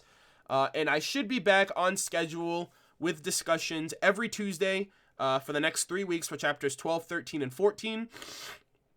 So all of you guys should be in the loop of knowing when I go live. I shouldn't be sick anymore. That's really the big reason why this discussion's out so late as it is, because I was sick from Christmas Day to New Year's Day. I was sick, and I kind of had to play catch up with a lot of stuff that I've been doing. But for those of you who are heading out for the night, thank you guys so much for your support. You guys have a great night. I am going to be getting through and checking out a few of these donations before. No, my donation pop-up isn't broken. What I did was, what happened, like right here, like watch. I just got one right now. Boom. Murder wanted to say that this episode was the OMG moment of the season. Also, I want to know what you got to my donation. Yes. So what happened was, I'm going to read all the donations that I haven't read yet. And the reason why I did that was because there were 1,500 people in here. And I'm incredibly grateful for like all the support that you guys have. And now I can start listening to some of these. Love this stream as always. I've been hearing you're down about the ending, but here's some meme stuff to cheer you up. I hope no one's beat me to this, but who would win, a powerful huntsman and master of the runic arts, or one flaming boy? This is why punctuations are important. This is why punctuations are important. You just did a run-on sentence, so there was no pause at all in that. So no, hold on, 1,500. Damn, yeah, I know. You're telling me. Oh shoot, you're hitting me with the gifts. Calm down. We're not here for your money. Can we all get on board with Kim being the final bait guy? She's worse than Cinder. You're playing with my emotions. Man, I was gutted. Anyways, are you planning to stream with your viewers again sometime? Yes, I am. I know Bot was a leviathan of a game, though. Yeah, Breath of the Wild is a big game. After RWBY ends, I'm going to have a lot of, not free time really, because I'm going to be accolading that time to catching back up with RWBY with Season 8 and beyond. But streaming is going to be a very consistent factor for after RWBY Volume 5. I want to get back to doing the Halo streams, right? Like, so I was playing Halo 1. I never played Halo 1 or Halo 2. So I finished half of Halo 1 with viewers on Twitch. And I have those videos archived on my computer. I need to go through and edit them. And I want them to eventually go up on YouTube as part of like highlights for the first time I ever played Halo 1 and Halo 2. I want to do Halo 1, 2, 3, 4, 5, ODST, and Reach with viewers on Twitch, and I'm planning on doing that. And like I said, I started with Halo 1, and then as we neared closer and closer to RWBY Volume 5, I decided to put it on the back burner. Same thing with Kingdom Hearts. I need to get back to finishing Birth by Sleep and the other games, because Kingdom Hearts 3 comes out this year, hopefully, fingers crossed, at 2018, so God knows when that comes out. But yeah, I am very much planning on still streaming with viewers. I'm going to be getting back to doing Breath of the Wild, especially when RWBY's ending. But I'm still streaming Breath of the Wild consistently through the week. I did take a detour though, because I played Super Mario Odyssey. I actually finished it. I did all of the. I'm going through the game for all of the 999 moons. But overall, loved this game, and I'm actually going to be doing a highlight video that is going to go on YouTube for people who didn't check out the stream. It's not going to feature everything that I did in the game, but at the end of the day, it will be like highlights of a lot of really uppity moments and moments that I really, really enjoyed that I think would make a great highlight gaming video on the channel at some point.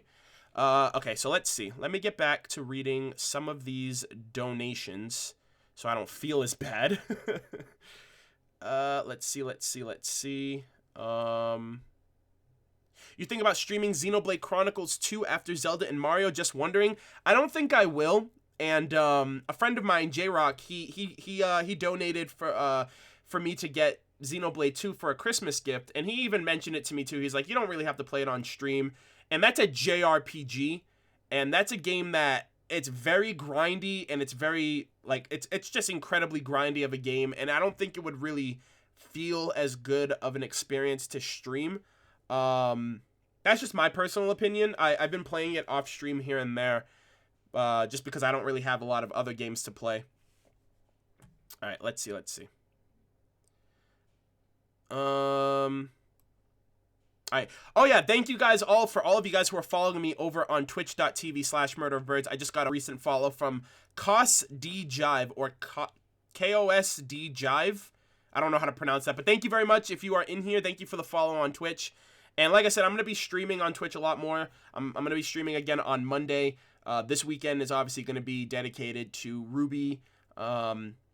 Obviously, my reaction goes up on Saturday. My Discord discussion for my Patreon backers on Saturday as well. Sunday, I go into the screen caps and stuff like that. And then during the weekday, I stream on Twitch.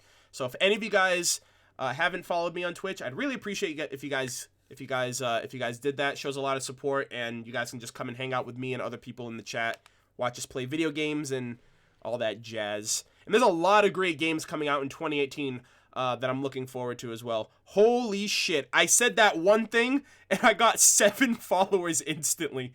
Holy crap. Hero Yalthinus. I think that's how you say that. RWBY 360, Best Fly, Talancer. I think that's how you say that. And Nixio. Thank you guys all for the recent Twitch follows. Hopefully I see you guys over on Twitch pretty soon. We're not here for your money. X Divine Law. Thanks, Arnold, for this amazing discussion. Thank you. I just literally cried straight 1 hour since Weiss was also my favorite member of Team RWBY. Anyways, thanks for the stream. Love your content and I hope you're getting well soon, buddy. Have a good one. Thank you very well. Thank you very much. You have yourself a great night. We're not I here for appreciate your the money. support, dude. I can't wait for your reaction. We must pray to the Great One for the safety of Weiss. Man, that reaction, dude. Hey, J-Rock! When you stream Halo with viewers, as in play with them in co-op, or just... We're not no, here like for I your stream money. on Twitch When you with said viewers, stream co-op, Halo with like, viewers in the as in game. play with them in co-op. Or just hang out? Halo is on me, bro. I love that shit. It's so funny hearing Justin swear, like the Justin bot. Yeah, no, like I literally, like I played the first 6 levels. I look forward to emotionally bonding with you, teammates. Hey! McCarter 4? I think that's how you say that. IV? That's a 4, right? Or is that a 6? McCarter, thank you for following on Twitch via Twitch Prime. Holy shit. Thank you so much for the support. And we got a shit ton of followers. Firelink 9, I hope that's a Dark Souls reference. Firelink 9, Optimus Maximus. Jake Beardman, Malicious, I think that's how you say that. Bloody, aka WTF, and the Doctor 62442. I look forward to emotionally bonding with guys, you, don't even teammates. do this to me. Mr. Obles or Marobles, dude, you guys are going nuts. You guys like just broke my Streamlabs notification. Cartoon Lunge, thank you for the follow. Omega the Shadow, thank you very much. Zimzy, I think that's how you say that. Dark Novak 42. WT Girl 95. Oh my gosh, there's so many. I look forward to emotionally bonding with you, teammates. And subs. Also, if you guys follow me on Twitch, you guys have access to my Discord server. If you have Discord, link your Twitch account with your Discord account, and it should sync you up to my Discord. I look forward to emotionally bonding with you, teammates. Minty Echo, thank you very much. All right, I'm going to get back to some of these donations really quick because I did promise to get back to some of them. So we're going to start with donations, then I'm going to go back over to the let's see. I'm going to go back to the Super Chats. All right, so let's see. I gotta remember the ones that I did do and the ones I didn't. Great googly moogly.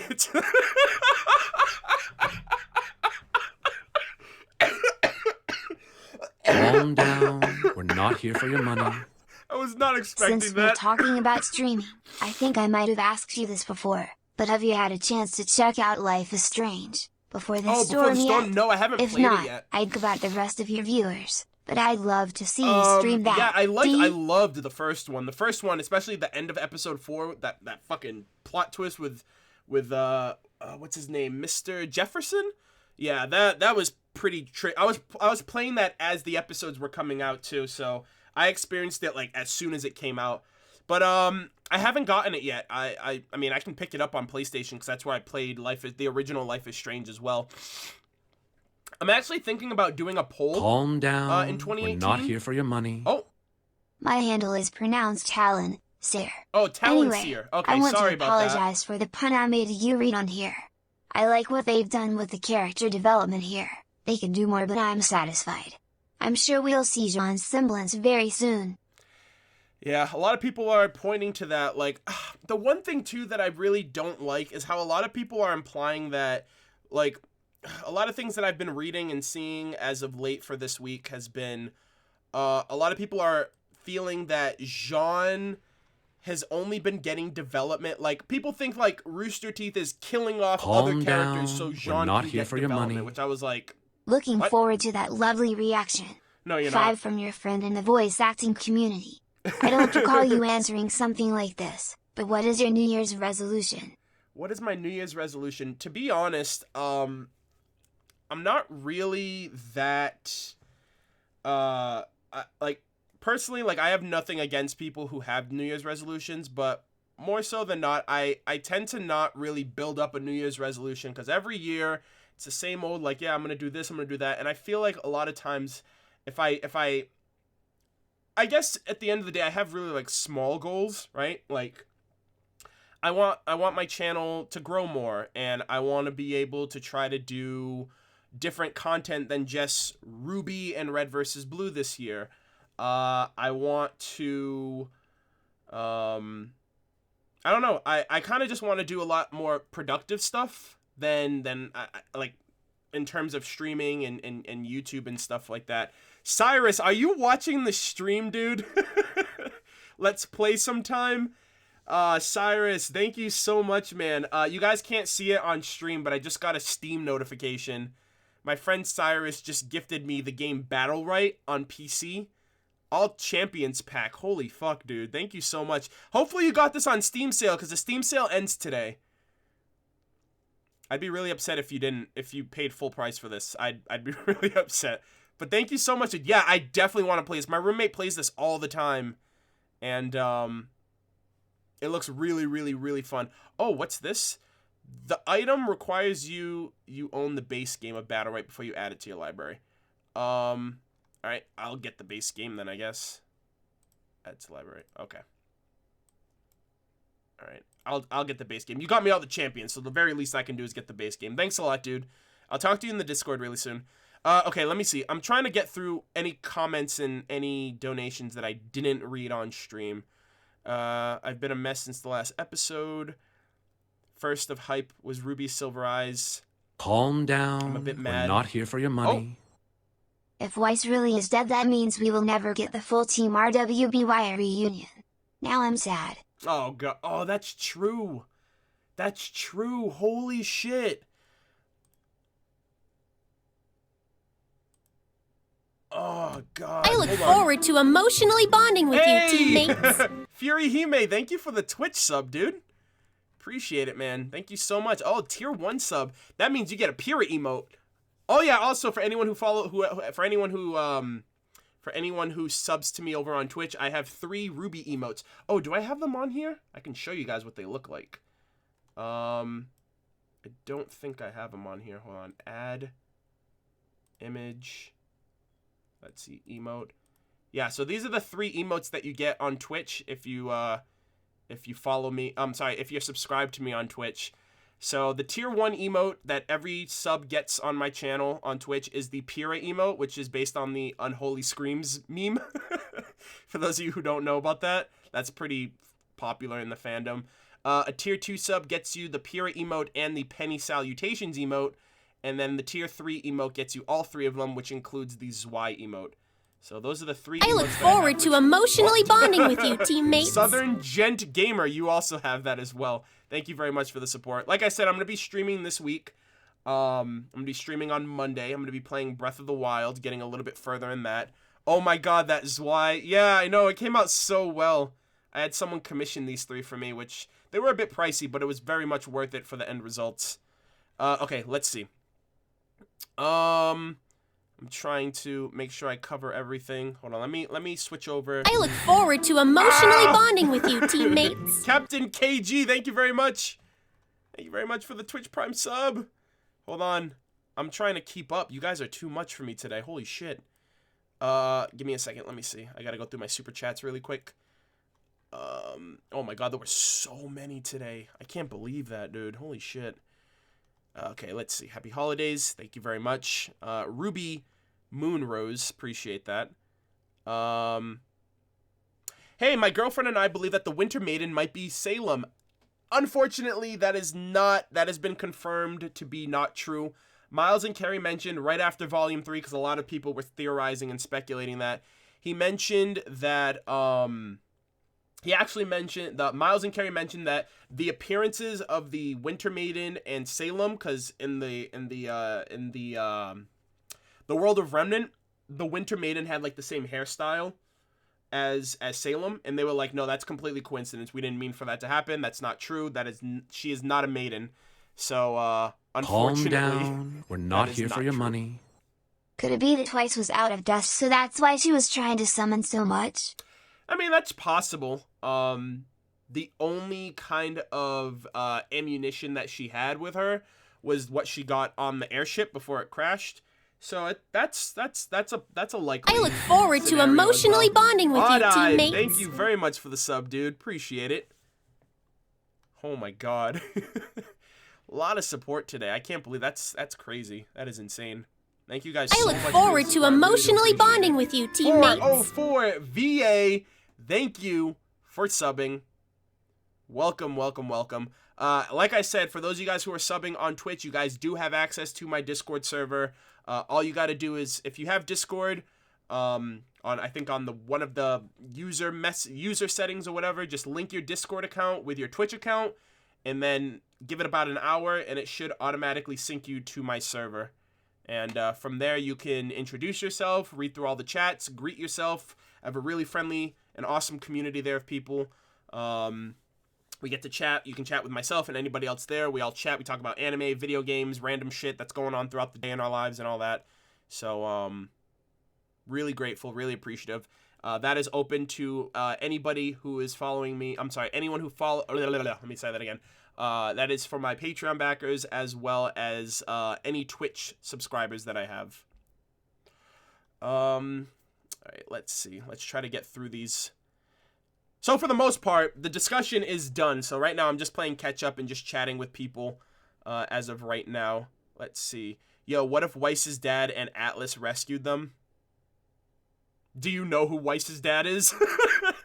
I highly doubt that's happening. She's not the heiress anymore, so I feel like that's a liability that he doesn't really have to worry about, because he doesn't have to worry about any backlash, because it's a rebel daughter. It's his rebel daughter that has no that's like he basically made her out to be like a traumatized daughter after the fall of Beacon. So everyone's just gonna dismiss her anyway. So I feel like it's something he's not really gonna have to care or worry about.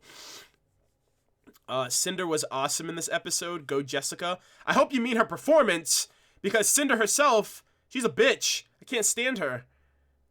So condescending, so snarky. I just want to know why she's doing this, right? Like, we know Salem is using them to get what she wants, but what is it that these characters that are working for her want? Like, what does Watts want? What does Cinder want? What does Hazel want? What does... You know what I mean? Like, Tyrion's just infatuated. Tyrion's just like a fanboy, so he just wants to please her. So I just really want to know these characters' motivations more than anything. I want to learn more about their past, their history, what led them to go down this path, because I don't think anyone really starts out this way. And that's pretty much what I really, really, really want out of our characters, the villains especially since this chapter has expressed the villains more than any other volume, so if anything, that's more of a reason to want to get more screen time and more like insight about them as well. I love Miles' acting this chapter, gave me goosebumps, man. I mentioned it earlier, but yeah, Miles really like took Jaune to like a whole new level of a character. Something that I could have never pictured, especially after Volume 1, especially like when you see Volume 1 Jaune, and then that aspect, that jaded, cynical, you know, just very spiteful aspect of him, it started surfacing a little bit in Volume 4, and now it's just out there in the open. So I really hope that it's just all directed to Cinder and none of it like is like backlashed on any of his teammates, especially during the aftermath of things. Let's see. Saw an idea floating around. Sorry, let me try that again. Saw an idea floating around. What if Winter arrives and, as she told Weiss in the trailer, can't save Weiss, but kills... Wait, what? Oh my god. But kills her in order to summon her? No! What the hell? I was with you there for a minute, and then you kind of just took a left turn all the way to Nopeville.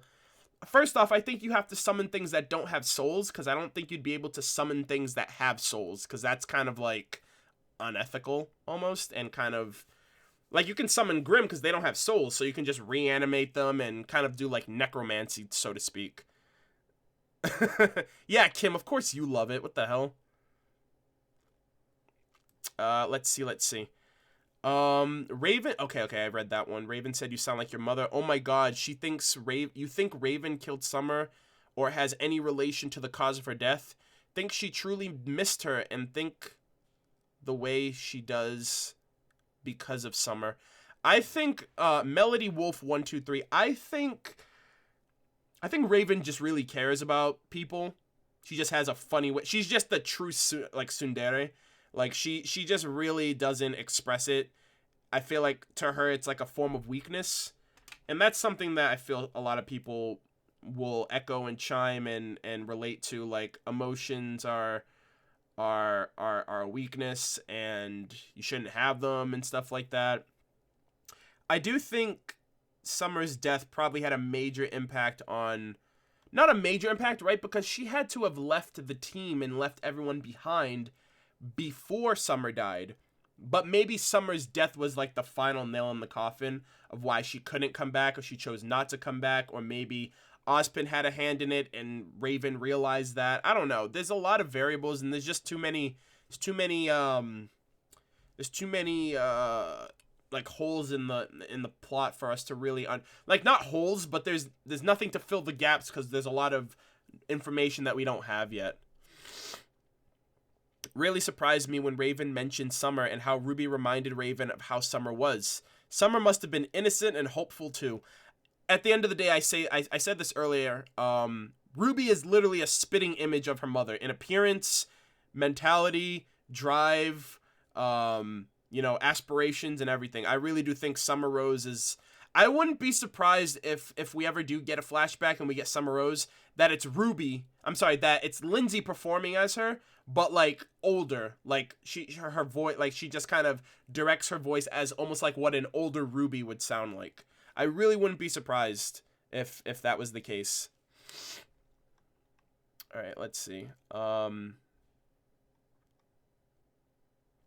Weiss's death. Weiss's death serves no purpose. It's just shock value. Jaune is already in pain. I think Miles is a sadist, putting his fans and characters in pain. Oh, I mean, you're kind of half right, half not so right. I mean, death doesn't really have to serve like, the purpose of death is that anybody is up, like, nobody is safe, right? Like, it's just like real life, right? Like, if I were to die tomorrow, my death doesn't have to serve a purpose. I mean, I guess it's different when it comes to storytelling versus reality, but no, I feel like, if anything, a death just reinforces to the viewer that anybody can go at any time, and that's why it's important to care about these characters as much as we do, you know, in case certain things like that do happen. Let's see. Lindsay voicing Summer. Yeah, I mean, if RWBY is a spitting image of her mom, and Raven and Ruby reminds Raven Calm down. of her mom. We're not here for your money. Ruby reminds Did you Raven see the episode of RWBY Rewind this week? Chad jokes that Jaune's semblance is getting his friends killed, and he almost blames Jaune for the Weiss. I watch RWBY Rewind. I don't watch the previews for the next episodes just because I want to go into the episode completely blind. But I did see that. I did see that. He's pretty savage. Issa was like, Issa was not having it. Issa was just dead inside, and I love how they added that little change to like her name tag thing. Like when they introduced the cast, it just said Issa Badiola dead inside. She was just not having it that whole episode. But yeah, Chad is pretty savage last week, or this past week rather.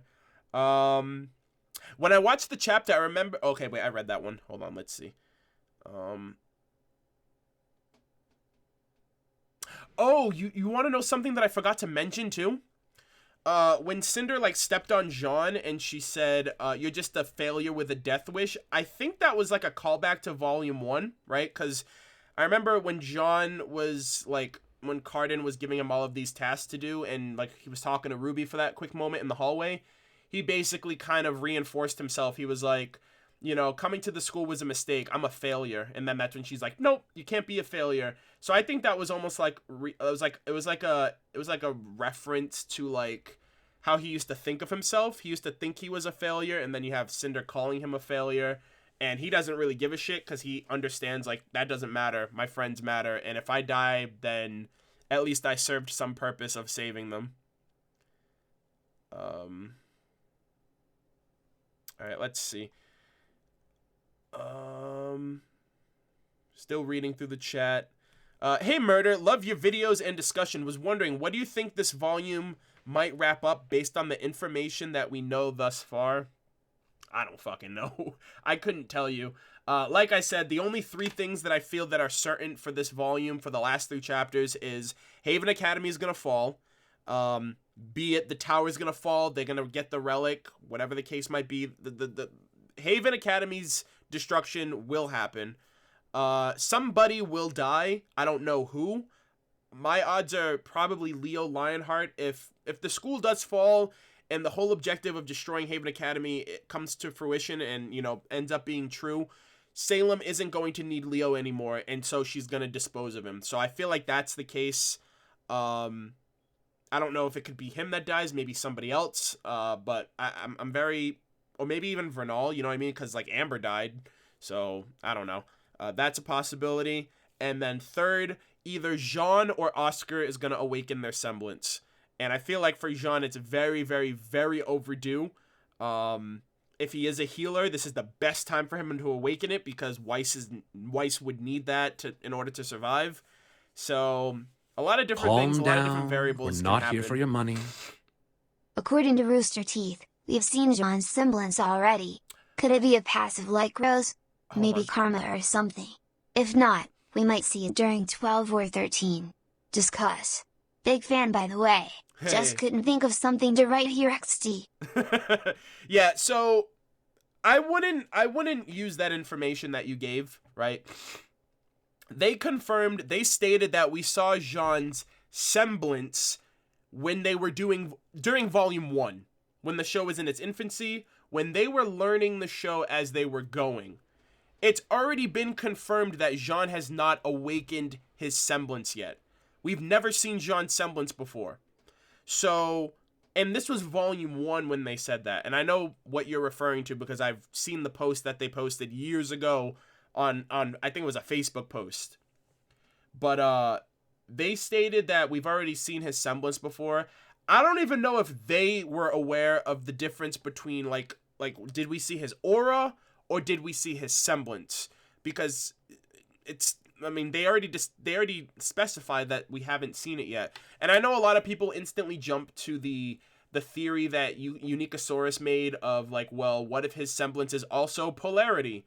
Like Pyrrha's. Technically, that would mean we've already seen it, but we haven't seen it from him. We've seen it from another character who happens to have the same semblance. But in that regard, A, Pyrrha and Jaune aren't related, so their semblances wouldn't be hereditary. B, every semblance is unique. So Jaune and Pyrrha having the same semblance wouldn't really make sense.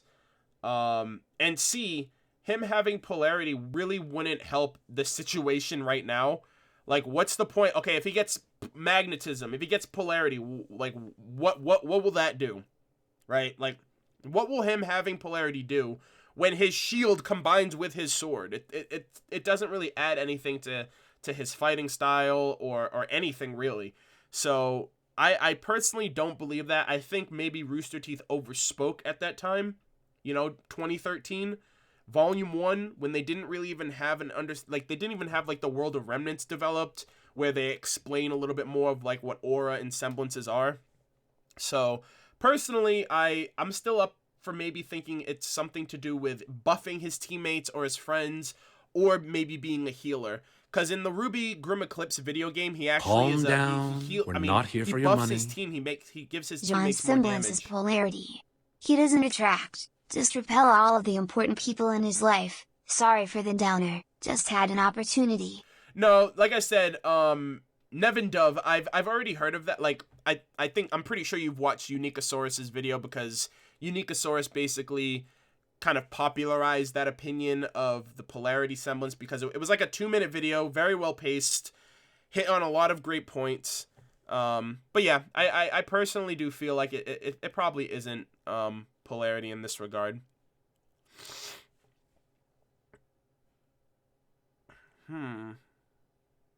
Let's see. Food fight scene when RWBY catches and yells, Weiss, don't leave me. Could that be foreshadowing? I made a little meme video of that on my channel. I was like, my reactions to RWBY Volume 5, Chapter 11, and it's that scene where it's like, Weiss, don't leave me. So, I I think that was a lot of what people were feeling after watching that chapter, and it was a great way to kind of get a few laughs out of a terrible situation, of course. You gotta laugh to keep from crying. So, I made the most of it. Let's see. I believe Jaune's semblance can be somewhat of a healing power. Cause I get you. Wait, okay. Yeah. So essentially, I think that's what a lot of people are probably like hoping or expecting, especially since Weiss just got gravely wounded, and she could use a medic right now. Like, she's shouting right now, I need healing. Like, she needs a mercy. So yeah, I'm expecting something along those lines. And if Jaune has a lot of aura, if Jaune's semblance is healing, I wonder if that has an effect, like, does it affect him personally, or does it drain his aura reserve if he's channeling his aura to somebody else, right? It's almost like in Naruto, right? Like, when Naruto takes damage, Kurama uses the chakra to heal him, like, to speed up his health regeneration, but it takes off years off his lifespan. So I'm wondering if that's the same thing for Jaune. Like, if Jaune's able to heal, does it come at a cost at his lifespan? Or, if he's regenerating someone at a fast, accelerated level, like, is there any drawbacks to doing that? Alright, let's see. Juniper Death Theory, definitely talked about that. Hopefully that doesn't happen. Could Hazel be Ozpin's son? God, Jesus Christ, I hope not. I hope not. That's weird. I don't know how I don't think so. Then again, we don't really know what the original Ozpin looked like, and he's changed forms so much. I have no clue. Hazel is Broly. That's interesting. My mom's a nurse. She confirmed that the spear pierced Weiss's lung. The liver is below, but since it's catheterized, she will survive. Let's hope. She's not going to be singing for a while then, because she's a really good singer, but you pierce a lung. Feels bad, man. Alright, let's see. Weiss was not... Hold on, let me see that. What did that say? Oh, I just lost it. Damn it. Okay. Weiss was not my favorite in the beginning, but she's definitely become my favorite overall with all of her development. I agree. she's such a different character now. It's kind of ridiculous when you look at Volume 1 and you just see this really bitchy character and you're like, this is the same character 5 volumes in? It's kind of crazy. It is 4 a.m. here in Germany. I can't stop watching. What an awesome discussion. Kimura Asuka, thank you very much for the kind words. I appreciate it. Alejandro Torres, geez, way to bring up the mood at the very end of the stream. Thanks for the stream, dude. Always great. Hashtag save Weiss. Thank you very much, man. Sorry to bring up feels towards the end, but I felt like it was a little necessary just because it was, you know, it's a very feelsy moment. I really didn't even focus on the aspect of the fact that Weiss got, I mean, it's apparent. It's what everybody in the fandom's talking about right now who's caught up. So I didn't really feel the need to beat a dead horse with reiterating what's already been said numerous times. And my reaction's gonna reinforce that as well when you get to it. So yeah. All right, let's see. I just want to extend also, thank you very much to everyone who recently followed me on Twitch. I have a shit ton of notifications here. The True Mark, RWBY116, Snickers the Dog, Sapphire Rose 8, Mitsuki Michi, Stargazer 909, Hilton, I think that's how you say that, Hilton 2009. Thank you guys all for the recent follows. Alpha GT, the Unzippered, just Unzippered. Spider-Man Rules. Spider-Man Rules, thank you very much. Lim Megan, Fuge T, Panda for Life, Vesprus, I think that's how you say that. Moradin 119, Red Like Roses 66, Littlefoot, oh my god, I love your name. Oh dude, I haven't seen Land Before Time in years. Littlefoot 1056. Oh, also really quick, I'm gonna take slow chat off because the stream's basically not here done. for your money. I don't know why I didn't do that sooner. Can you sue a company for mental scarring? I had a dream that replayed the Weiss scene. I woke up in a hot sweat and tears. Oh god. Can you sue a company for mental scarring? My god. Alright, slow chat is off. You guys can go crazy. I don't know if you can sue a company for mental scarring, but it doesn't hurt to try, I guess. Thank you for the $5 again, Luke. I appreciate it. Tanks Kaboom and Not Jew. Thank you guys for the recent follows. Probably the last follows of the stream as well. We're not here for your money. J-Rock, my dude. Yo, Arnold. This is my first stream. Can't wait for the discussion on this beautiful chapter. Oh. Such great moments all in a tongue-tied knot of horror. Hugs, XOXO, love you. Lesson 3. Thank you very much, J-Rock. Down. Appreciate We're it, not man. here for your money. Penny Sad could build a robot body to put Weiss' soul in. Oh, God. Let's not do this. Jeez, this is where the nightmare fuel starts coming into effect. Oh, boy.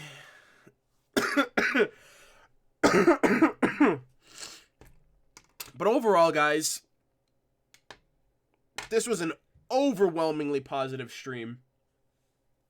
I haven't had more the most viewers I've ever had in a stream was 1,010, and that was during RWBY Volume 4, Chapter 1.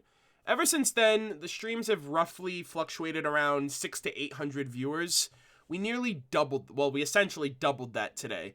I think I didn't realize how hungry people were for a discussion on this chapter and how much people wanted to talk about it together. And I'm just blown away by how many people turned up today. 1,000, I think we capped at like 1,574, I think was I'll find out afterwards, but that was just crazy. And more importantly, I just want to say thank you to everyone who tuned in, especially since this discussion was a couple of days late. I didn't really know if I was going to be able to do it tonight just because I was kind of falling behind. We started a little later than we usually do. We started around 7 p.m., but I saw 1589. All right, I'll take your word for it. 1589, that's the new standard right now, I guess. That is a lot of people. Holy shit. P.O. Box and context shipping winners, please. I haven't sent anything out yet. I have to wait.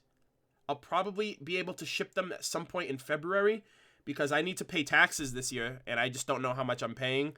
And I also have to calculate shipping costs for all of the winners that I did for those giveaways. But the giveaways are still happening. I already gave people who won the giveaway for the first membership. They already have their first membership. But for the giveaways on the items that I promised, all of the giveaway items are still in my closet. I just have to figure out and accolade how much I can disperse in terms of right now. I wanted to also wait until after the holidays because if I shipped anything during the holidays, chances are I was going to get lost and that person wasn't going to get their gift. So, thank you so much for noticing me. You have no idea how much that means. Maya, thank you very much for joining. I really do appreciate it. TLDR, I'm assuming you're talking about my TLDR reviews. Those got a bit overwhelming. I wasn't able to keep up a weekly upload schedule for those. I'm still writing out the scripts as the episodes come out every week, but I'm actually going to wait until RWBY is done and then upload those after the fact. Just because I'm one person, I really can't do a reaction, do reactions on the weekend and my Discord discussions, set up for my, set up for my live stream discussions that I do every week, and do like a bunch of scripting, editing, and uploading for the reviews as well. That's ultimately like the capacity that I can really work with on a week schedule and not get burnt out, So I'm hoping to still be able. I'm gonna still do them. I still have a lot of them scripted out right now, and I'm gonna wait until after Volume 5 is done and then come out with them. I know that it won't be as relevant because the volume will be already done and everyone will know everything that's happened. But at the end of the day, my TLDRs aren't really for getting new information out there. It's kind of giving you a review format in a different way, like in a way that's kind of funny and entertaining. So I really don't mind. Are you doing a Christmas unboxing video? Yes, I am. I actually am going to the P.O. Box tomorrow to get whatever it might still be there after actually probably not even tomorrow because it's like a blizzard outside right now. Calm down. I'll probably wait until We're not next here week for to your be money. I able to do that. Weiss didn't die, right? If she's learned anything from Port, it's that this is just a flesh wound. We'll find out this weekend. We will find out this weekend. But ultimately, guys, I hope you guys... I still have this emote image on here. I don't know why that's still there. But thank you guys very much for your support. Your overwhelming amount of support. So many donations. So many comments. So many people turned up. It was about a 3-hour stream. At this point, we're kind of lingering, going on. It's 3.5 hours right now, but for the most part, we kind of tackled a lot in the 3 hours that we did the discussion. But I hope you guys all have a good night. Hopefully, for those of you guys who are in the New England area, you guys are probably dealing with this blizzard storm like I am, so you probably don't have work or school tomorrow. But for those of you guys who have work, school tomorrow, be sure work harder. Work smarter. That would have been asked backwards. I would have said work harder, not smarter. Calm down. Work smarter, We're not here for your not money. harder. Oh, come on, Arnold. Don't kid yourself. You know we'll love to watch our semblance of rambling and play. Ha ha, I love you, mean it. Thank you very much, Dashy. Appreciate that very much. I mean, I don't know. I get a little caught up in myself when I ramble. I feel like there's somebody out there who's watching that's like, shut the hell up and sorry for get the to the point. shitpost, don't know. Just wanted to test the bot-ons. Love the discussion as always. Have a good night. You have a good night too, J-Rock. Thanks for tuning in, bro. Love you, man. And for all of you guys, you all have a good night. I won't fuck it up this time. Work smarter, not harder, if you have school or work tomorrow. My reaction for Chapter 11 will be out this weekend. Chapter 12 will be out. Hopefully, I'm in a good state of mind to watch it and not break down and not be even in a worse state than I was this week. What else? For those of you guys who followed me on Twitch tonight, thank you. I appreciate the support. You guys have access to my Discord server. I'll be checking that out in a couple, in like the next 20 minutes or so before I head out for the night for bed. And I will be streaming Legend of Zelda Breath of the Wild, hopefully, on Twitch on Monday. So I'm going to be getting back to this game as well. But you guys all have a good night. Thank you guys for tuning in. Hopefully we can make it through these last couple of episodes for Volume 5. Hopefully Weiss is okay. Hopefully things turn out for the better. You know, hopefully all our theories and all our expectations come to fruition for these last couple of episodes. January 20th is the finale, so we have about 3.5 weeks left before the finale goes away. Before the volume ends, before Volume 6 for later this year. So, we can only hope for the best, but thank you guys for joining. You guys all have a good night, and I will see you guys in the next one. Take care.